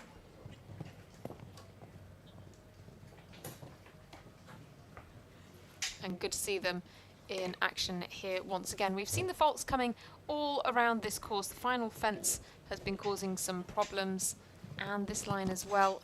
They've got to be very careful coming over the Oxo. They do need to keep some pace up here around the course, but it does need to be careful as well. You know, we saw the likes of Garant, who was so adaptable for Cali shot, and that's really a quality that they need around this course. Tough task set by Alan Wade here today. But rightly so, because they're trying to get themselves into the American Gold Cup. And it's a hugely prestigious competition to get into the starting lineup for, so certainly a stiff test is what's required here. This double's caused some problems as well. And Jonathan McRae now clears the last 71.1 on the clock, so he's good for time, but 2 fences down will give him a total score of 8. But we just have 2 riders left on our starting order. 16 have now gone clear and will be going through to the jump off.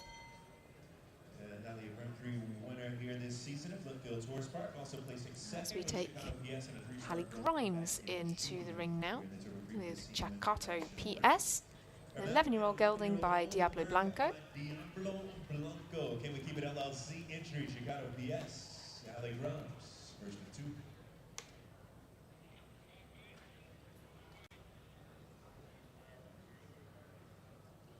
This is a horse Hallie's been riding since the middle of last year.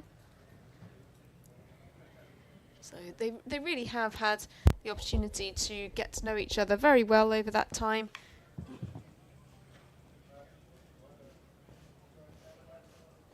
And she's jumped here at Traverse City in the last few months, as well as in Saugerties at the Upperville Horse Show, also over to North Salem as well.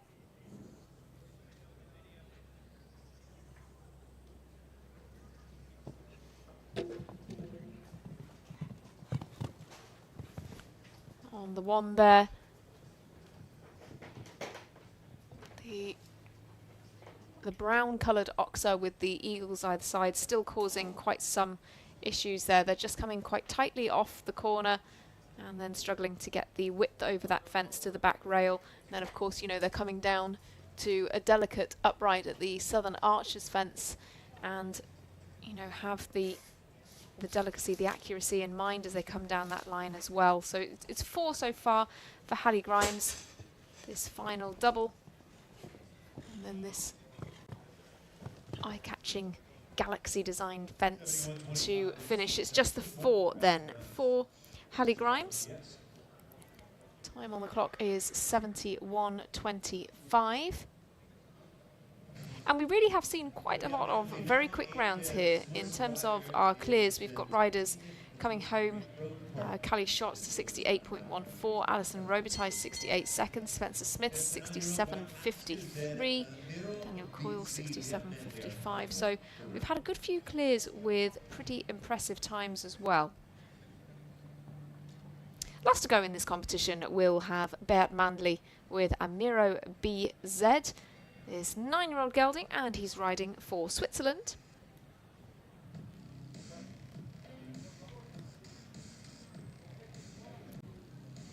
So we're looking to find out if we'll have 16 or 17 in our jump off. Beat Mandley, final riders tackle this course.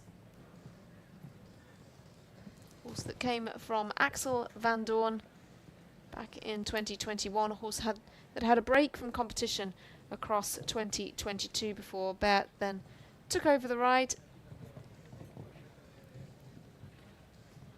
and has brought the horse to Traverse City a few times now in its career.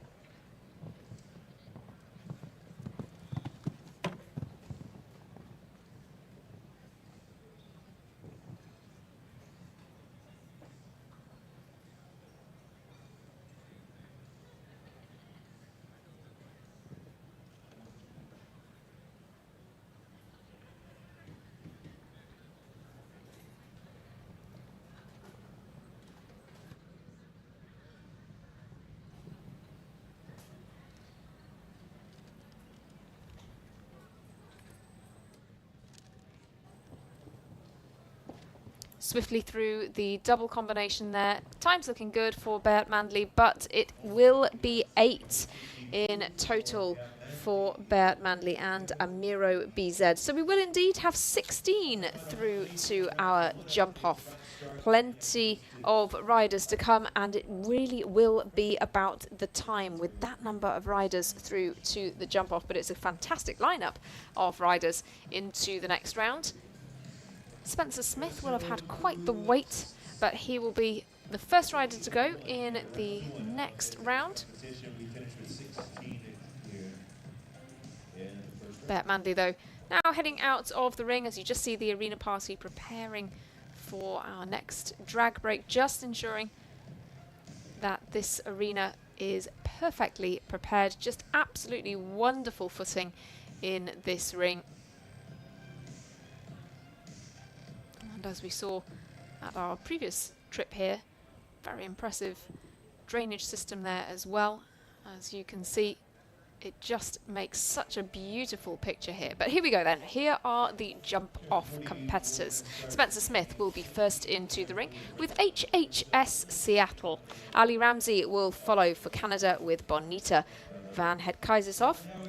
Daniel Coyle for Ireland will come in next with Ivory TCS, a man very much on form and on form with this horse. Dara Kenny for Ireland once again will come after him with Anna T. Kruisveld. And then another rider for Canada, Amy Miller, real crowd favourite with Cristiano. Then we'll have a run of competitors representing the USA. Caitlin Connors, Kent Farrington and Alison Robitaille, riding Falcon de Hoos, Greer and Oakingham Lira respectively. Shane Sweetenham, last year's winner of the American Gold Cup, will be in following them with Out of the Blue, another horse showing some fantastic consistency despite its young age. And then Delaney Flynn with Julietta will be the next rider heading in. Going down the list then, Callie Schott with Garant. They won the 5-star Grand Prix here last August. They'll be going in next. And she'll be followed by the Traverse City leading rider Kathleen Driscoll with Arome. Carl Cook with Caracol de la Roque, that former ride of Julian Epiard with that unbelievable record already. They will follow in next. Roberto Terran for Colombia will be the next one in with Des Uchtov, that World Championship ride for him.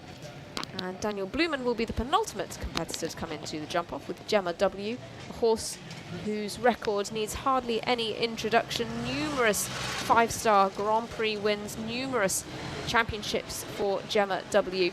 Jessica Mendoza will be the last one in for Great Britain with ICAP CLZ. And they will all have quite the task ahead of them.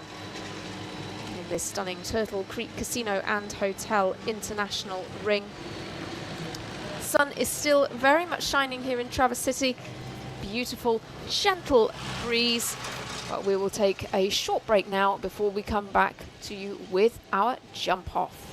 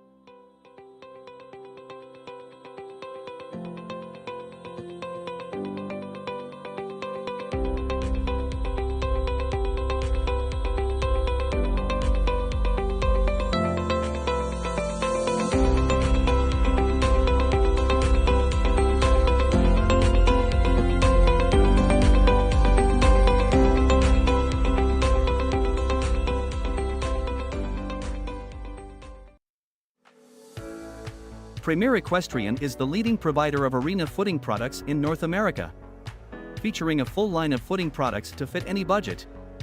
From home arenas to prestigious events, like Major League show jumping, Premier Equestrian is the company to rely on. Horse owners, trainers, and facility managers know the importance of good footing. It supports the safety and conditioning of their equine athletes. Premier Equestrian understands this too. Call us at 800-611-6109 or look us up at premierequestrian.com. With NetJets, travel will always be personal. We do everything it takes to make every flight exceptional.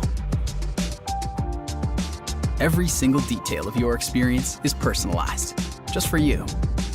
As our standard is not just to meet our definition of perfection, it's to exceed yours.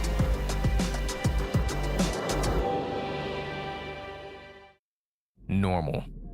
Nice. You can roll with that. Or you can roll the dice. Be the brave and boldly go a different way. A different wave is the risk taken by the gamers, chasing the glimmers. We're the risk takers, the loud laughers, the grand Traverse Bay late night swimmers. It's about the destination, it's about the way. And at Turtle Creek Casino in Traverse City, life is a game, and this is how we play.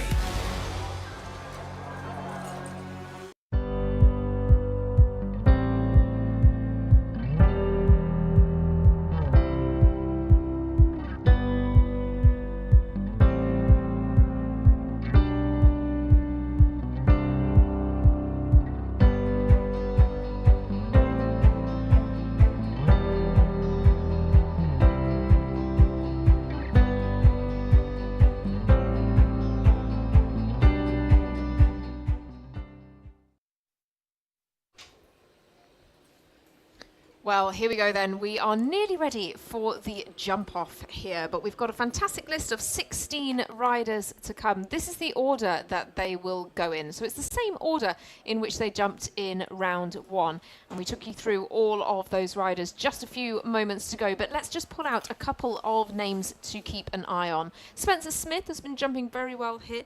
HHS Seattle. He was the first rider in round one. So he's had a little bit of a break, of time to take a breather before he tackles this jump off. Ali Ramsey, she's another rider on form, and she's performed very well in the qualifiers already in Major League show jumping in this 2023 season. Daniel Coyle, very much on form, and Ivory TCS is a horse that's been jumping extremely well for him. Derek Kenny has quite the string of horses at the moment, and once again, he's one to look out for. Looking further down the list, Callie Schott has been a Grand Prix winner here in the past. Carl Cook won our last Major League Grand Prix here, in fact, in this very, very ring. That was with Kalinka, but Caracol de la Roque has been such a consistent horse for him. Daniel Blumen and Gemma W, another combination who are ones to keep an eye on, but don't discount Roberto Turan as well. He's known for speed, and Jessica Mendoza for Great Britain will be rounding things out.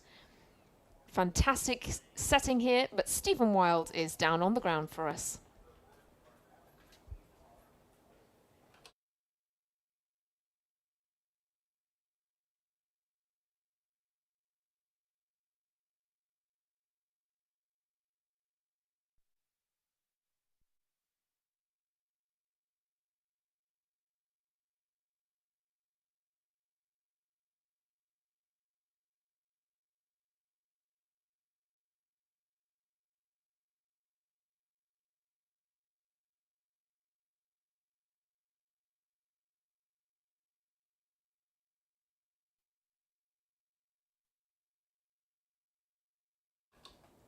Well, just a few moments until the first rider will be heading into the ring for this jump off. And that's also a tricky course that's been set by Alan Wade.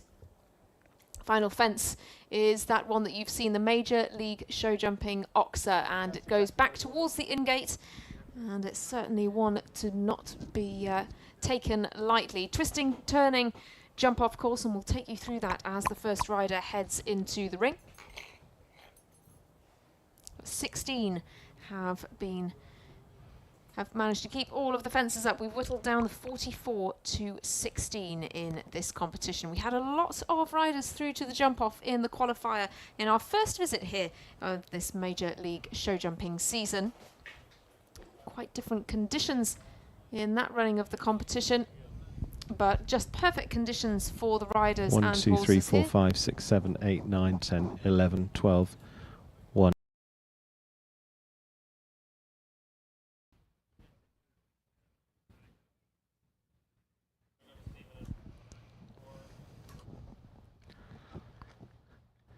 Well, getting set for this jump off, and it is going to be an exciting one to see. 16 of them qualifying for that jump off.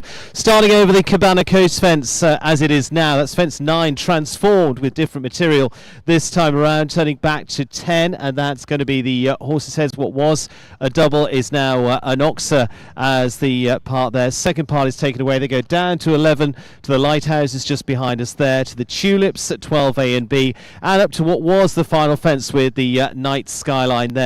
Turn back to the Southern Arches fence, and this will be the last at the Major League fence as the final fence on course for this jump off as part of the Cabana Coast qualifier. And of course the order for Sunday's American Gold Cup, brought to you by the Great Lakes Sport Commission, will be determined by this class and the classes tomorrow as well. So how they finish here is also key of importance in battling for that class of $475,000 as well here on Sunday. But just over $100,000 in US prize money here this afternoon too, and our first ones just readying themselves to go into the jump off of this Cabana Coast Grand Prix. This is the one that's really setting the pace, setting the stage, and setting the lineup for what we're going to see on Sunday. And for today, the winner is also going to walk away with some very big prize money indeed. Many of the best competing here in Traverse City, here on a beautiful afternoon.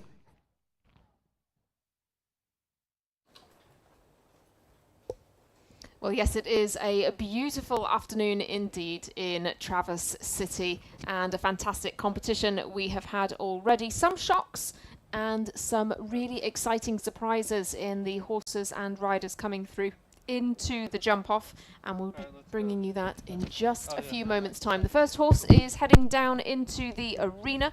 That will be Spencer Smith, riding for the USA with HHS Seattle. There you can see Lake Michigan in the background of the shot there. We are just a few kilometers away from there. It really is very close. It's such a stunning setting on the shores of the Great Lake there.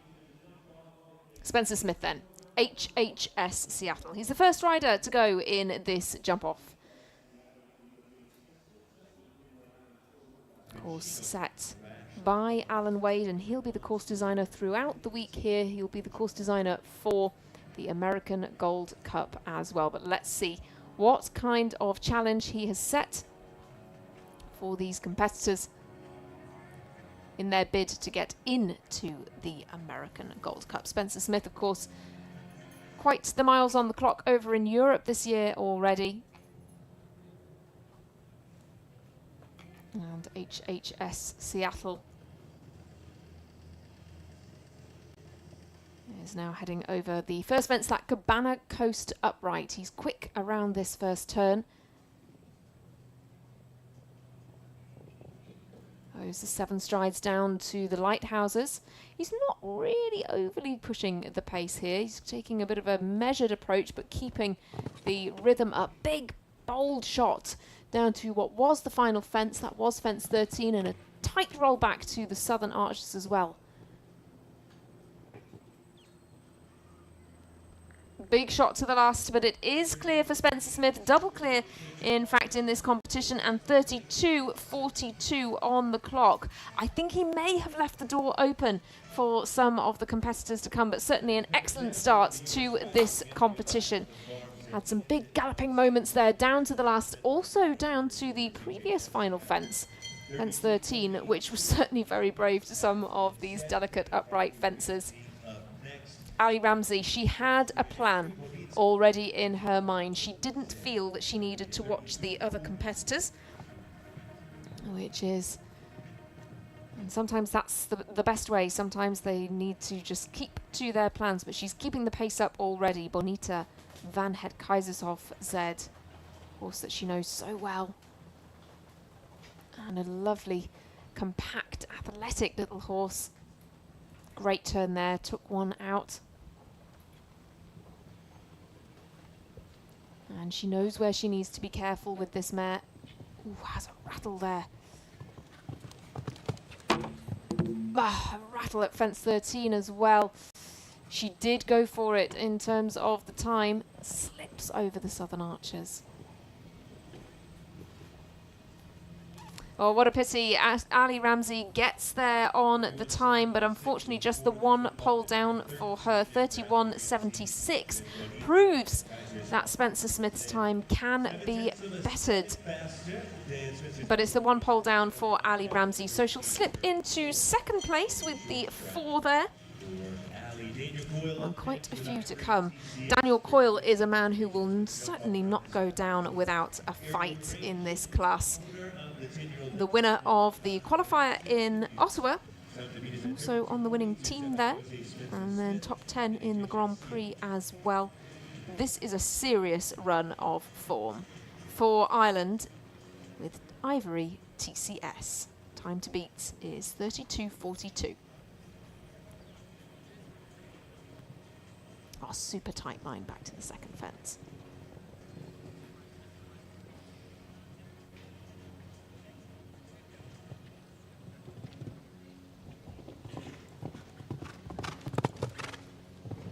Now he's kept a more regular rhythm up around this course. We've seen 2 riders really push for that fence. This looks very good indeed. Big sail at the last, and he's taken more than a second off that time of Ali Ramsey, but he crucially keeps them all up. It's 30.60 on the clock for Daniel Coyle, and I think that is going to take some beating. I mean, I'm sure we will see somebody try to go sub 30 seconds, but that was extremely impressive. I should think he'll be absolutely thrilled with that performance. His countryman Dara Kenny comes in next with Anna T. Kruisveld. Time to beat for Dara is 30.60 seconds. He was the winner of the 5-star Grand Prix qualifier here last time out with Chic Chic. He knows what needs to be done to get the success here.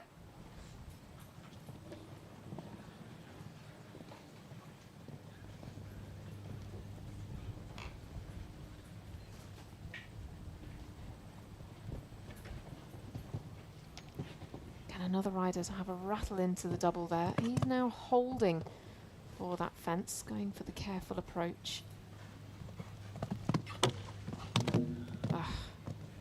Southern Archers, he went for the tight turn. And a steadier time on the clock as well. 8 is the score for Derek Kenny, and 35.91 is the time on the clock.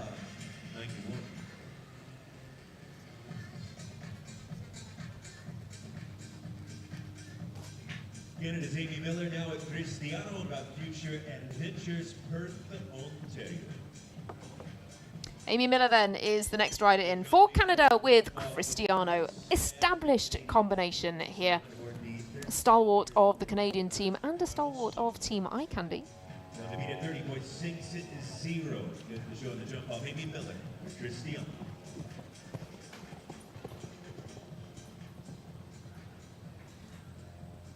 The pace is up already as she heads to the first fence. And the time to beat is 30.6. It's a big ask here.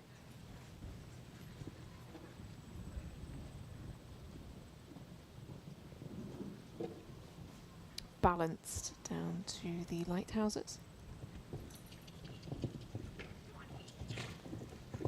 You can hear her urging Cristiano on. Oh! She really went for the turn there. She went as tight as she dared, and unfortunately, just doesn't come off for her. Oh, what a pity. The arena party are just going to check the fence because a pole came out of the bottom of the fence there. She represents.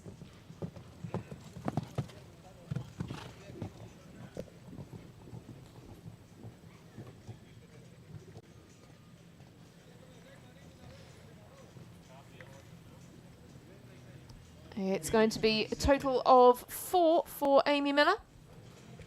Sadly not taking the lead here, but we have seen her do so many, many times. They're 42.27, still within the top there with the stop for Amy Miller and Cristiano. 6 to go, the jump off round. Well, Amy Miller sits in 4th place as it stands off the pace of Ali Ramsey, and Daniel Coyle still leads the way with 11, excuse me, still to come. Caitlin Connors will be next with Falcon de Hus Z for the USA.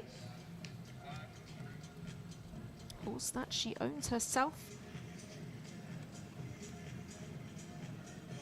And so far we have 2 double clears, 1 for Daniel Coyle and 1 for Spencer Smith. Caitlin Connors is the next rider to tackle this course, and it will be very interesting to see now how these later riders tackle this, because with only 2 double clears, a clear in the jump off could see you in with a shout of some pretty decent prize money. Daniel Coyle's time was extremely quick. I'm sure we'll see some riders going for that time, but I'm sure we will also see some others taking the approach of keeping a clean sheet.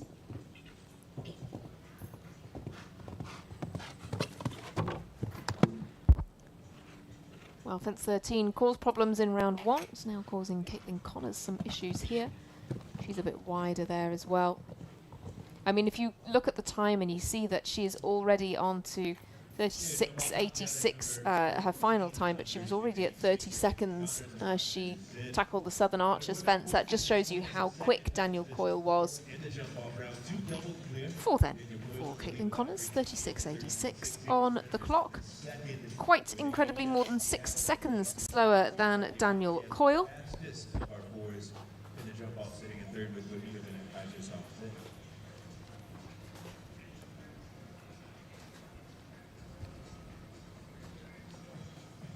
Kent Farrington, a man who many of these riders will certainly have been intending to keep an eye on. Greer, the horse that he's been developing through the 2-star competitions and now steps up to the 5-star, and you know that this man would not do so if he didn't think he was in with a shout of a top placing. He is super quick. Greer is super quick. He's constantly ranked among the very best in the world. At the moment, he's ranked 8th in the world rankings. winner of the Grand Prix and the qualifier in Toronto.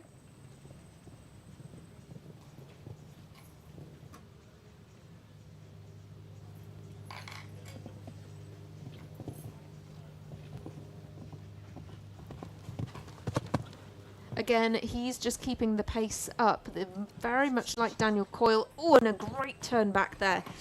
Oh, he really stood off that fence. Good to the last as well, but it's 32.67. He's just over 2 seconds slower than Daniel Coyle, but that will be enough for third place. He's also slower than Spencer Smith. Nothing to add for the fences, though, for for Kent Farrington, excuse me, and so certainly that will stand him in very good stead for the competitions to come later on this weekend. Team competition tomorrow, which kicks off at 5 p.m. local time, and then the American Gold Cup will be from 2 p.m. local time as well. Alison Robitaille just taking some final words of advice from Kent Farrington as she tackles this jump off course with Oakingham Lira. Robitaille, Oakingham Lira chasing the top of 30.607 your Coyle, your TCS.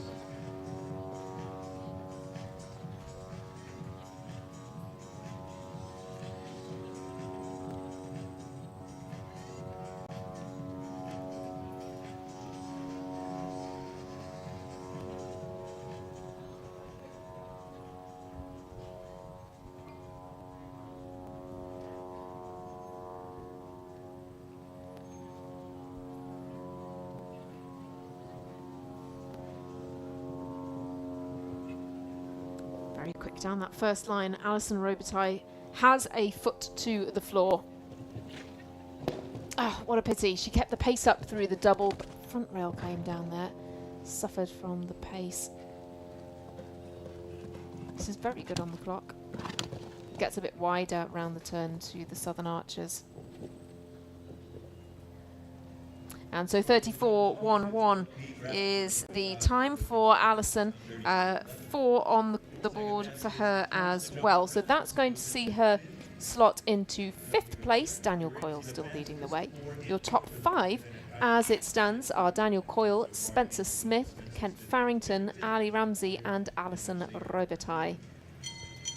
Only 3 double clears as it stands.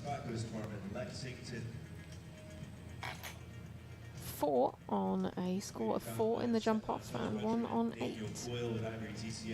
There's something of a mixed bag already. Shane Sweetnam is taking a good look around here. He's just taking a look at the double, just measuring up some of his lines. He's the 9th rider to come forward here. The horse is out of the blue SCF,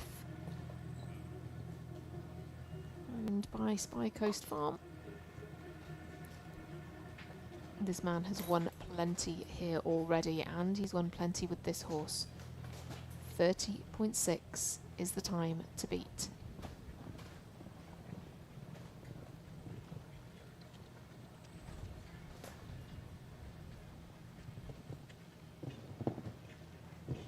Good through the double where he took a good look. Just keeps moving to 13. Now this needs to be tight. Very nicely done. Galloping to the last now. Oh, this is tight. This is very tight. Oh, he's just outside. Oh, a 2.5 seconds outside.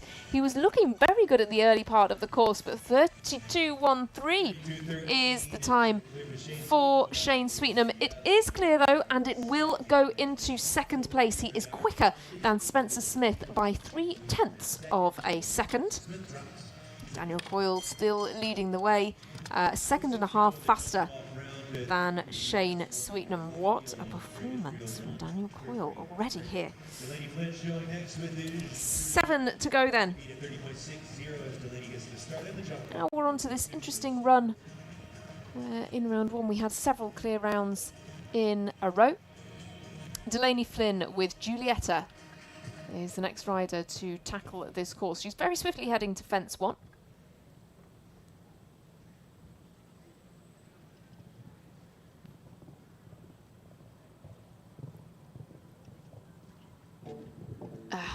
Just stood off the lighthouses there.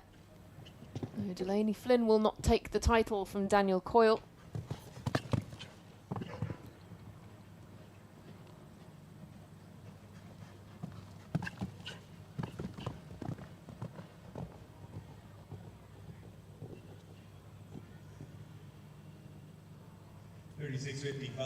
Just the four in the jump. 36.55 on the scoreboard then for Delaney Flynn, with that one fence down as well. That will go into 7th place for now. 36.55.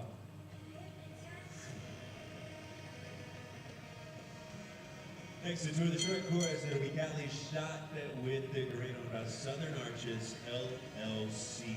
The target's still at 30.60 set by Ireland's Daniel Coyle with the area of Crane Chintry Ivory CCS.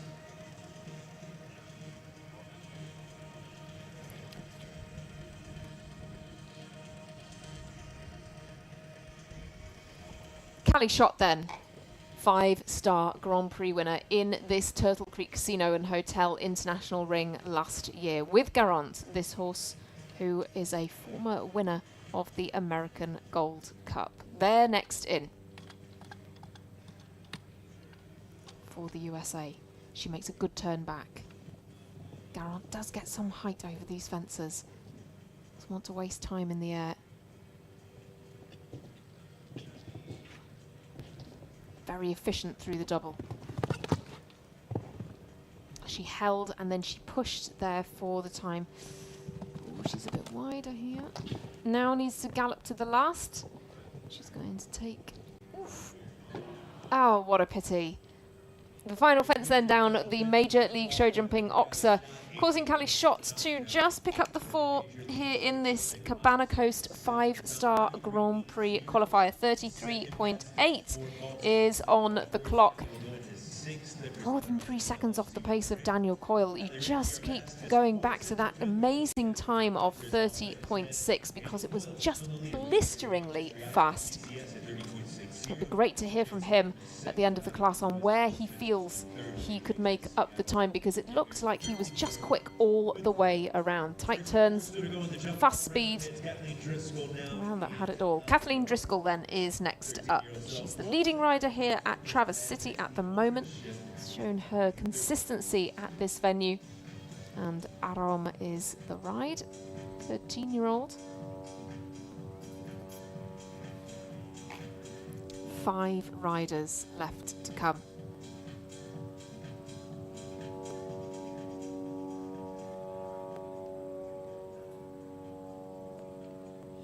That's a great turn from Kathleen Driscoll.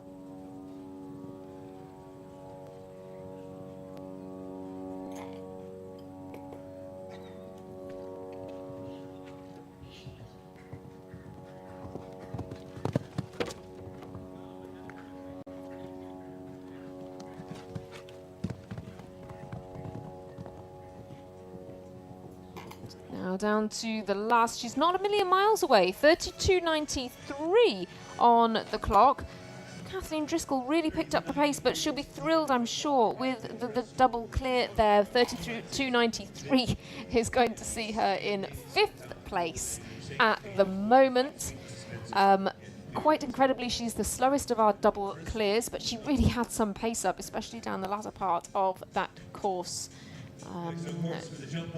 2 and a bit seconds slower than Daniel Coyle.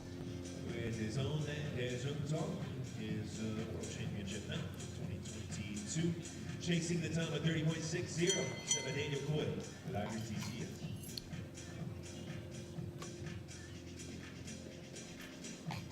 Roberto Turan is the next rider heading into the ring. Certainly a very quick rider. Des Uchthoff, his World Championship ride. We hear that Carl Cook has withdrawn from the jump-off, saving Caracol de la Roque perhaps for later in the week. But Roberto Turan then is the rider we are looking at here with Des Uchthoff. This combination are pretty well known for their speed, but he's taken quite a measured approach to fence 1. Again, you know, he may be taking the approach that he'll keep some pace up, but he also wants to save the horse for later in the week.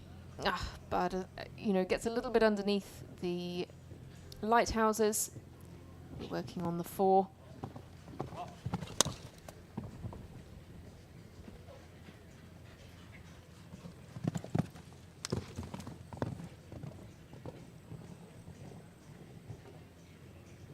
Nicely down to the final fence, 33.63 on the clock. We'll just confirm that for you as soon as we have it. Roberto Turan takes the measured approach, just goes for a solid performance there. 33.63 is indeed the confirmed time for him, and that slots him into 7th place. Our fastest 4 is Ali Ramsey in this jump off. 31.76 is actually the second fastest time we've had. So had she not had the fence down, she'd be sitting in 2nd. As it happens, she's in 6th. 2 left to go. Daniel Blumen and Jessica Mendoza, 1 for Israel and 1 for Great Britain. This is an experienced combination. Very, very experienced. You know, the championships and the 5-star wins that this horse has had would take quite some time to go through. Gemma W is also a horse that so many riders look at and admire. And with Daniel Blumen in the saddle, they've been unbeatable in the past. Daniel Coyle, though, has set some task here. So Daniel Blumen then for Israel with Gemma W.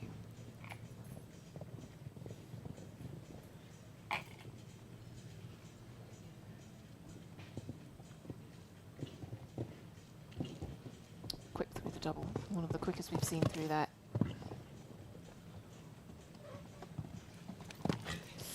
Oof, gosh, really pushed there for the Southern Archers. Oh, this is very good. This is very good indeed. Oh, 30.99 seconds. Daniel Blumen laid it all on the line, but he's just behind the pace. It will be good enough for 2nd place, though. 30.99, just nearly 4/10 of a second behind Daniel Coyle. But, I mean, that is just nothing. A blink of an eye, separating those top 2 competitors. Still, Daniel Coyle hangs on to the lead, but Daniel Blumen in 2nd place. Wow, what a performance. What a lineup in this jump off. What a lineup in our podium so far. At the moment, it's Daniel Coyle, Daniel Blumen, and Shane Sweetnam. Jessica Mendoza could rock the boat here with ICAP CLZ. She's the final rider to go, and the time to beat is still 30.6.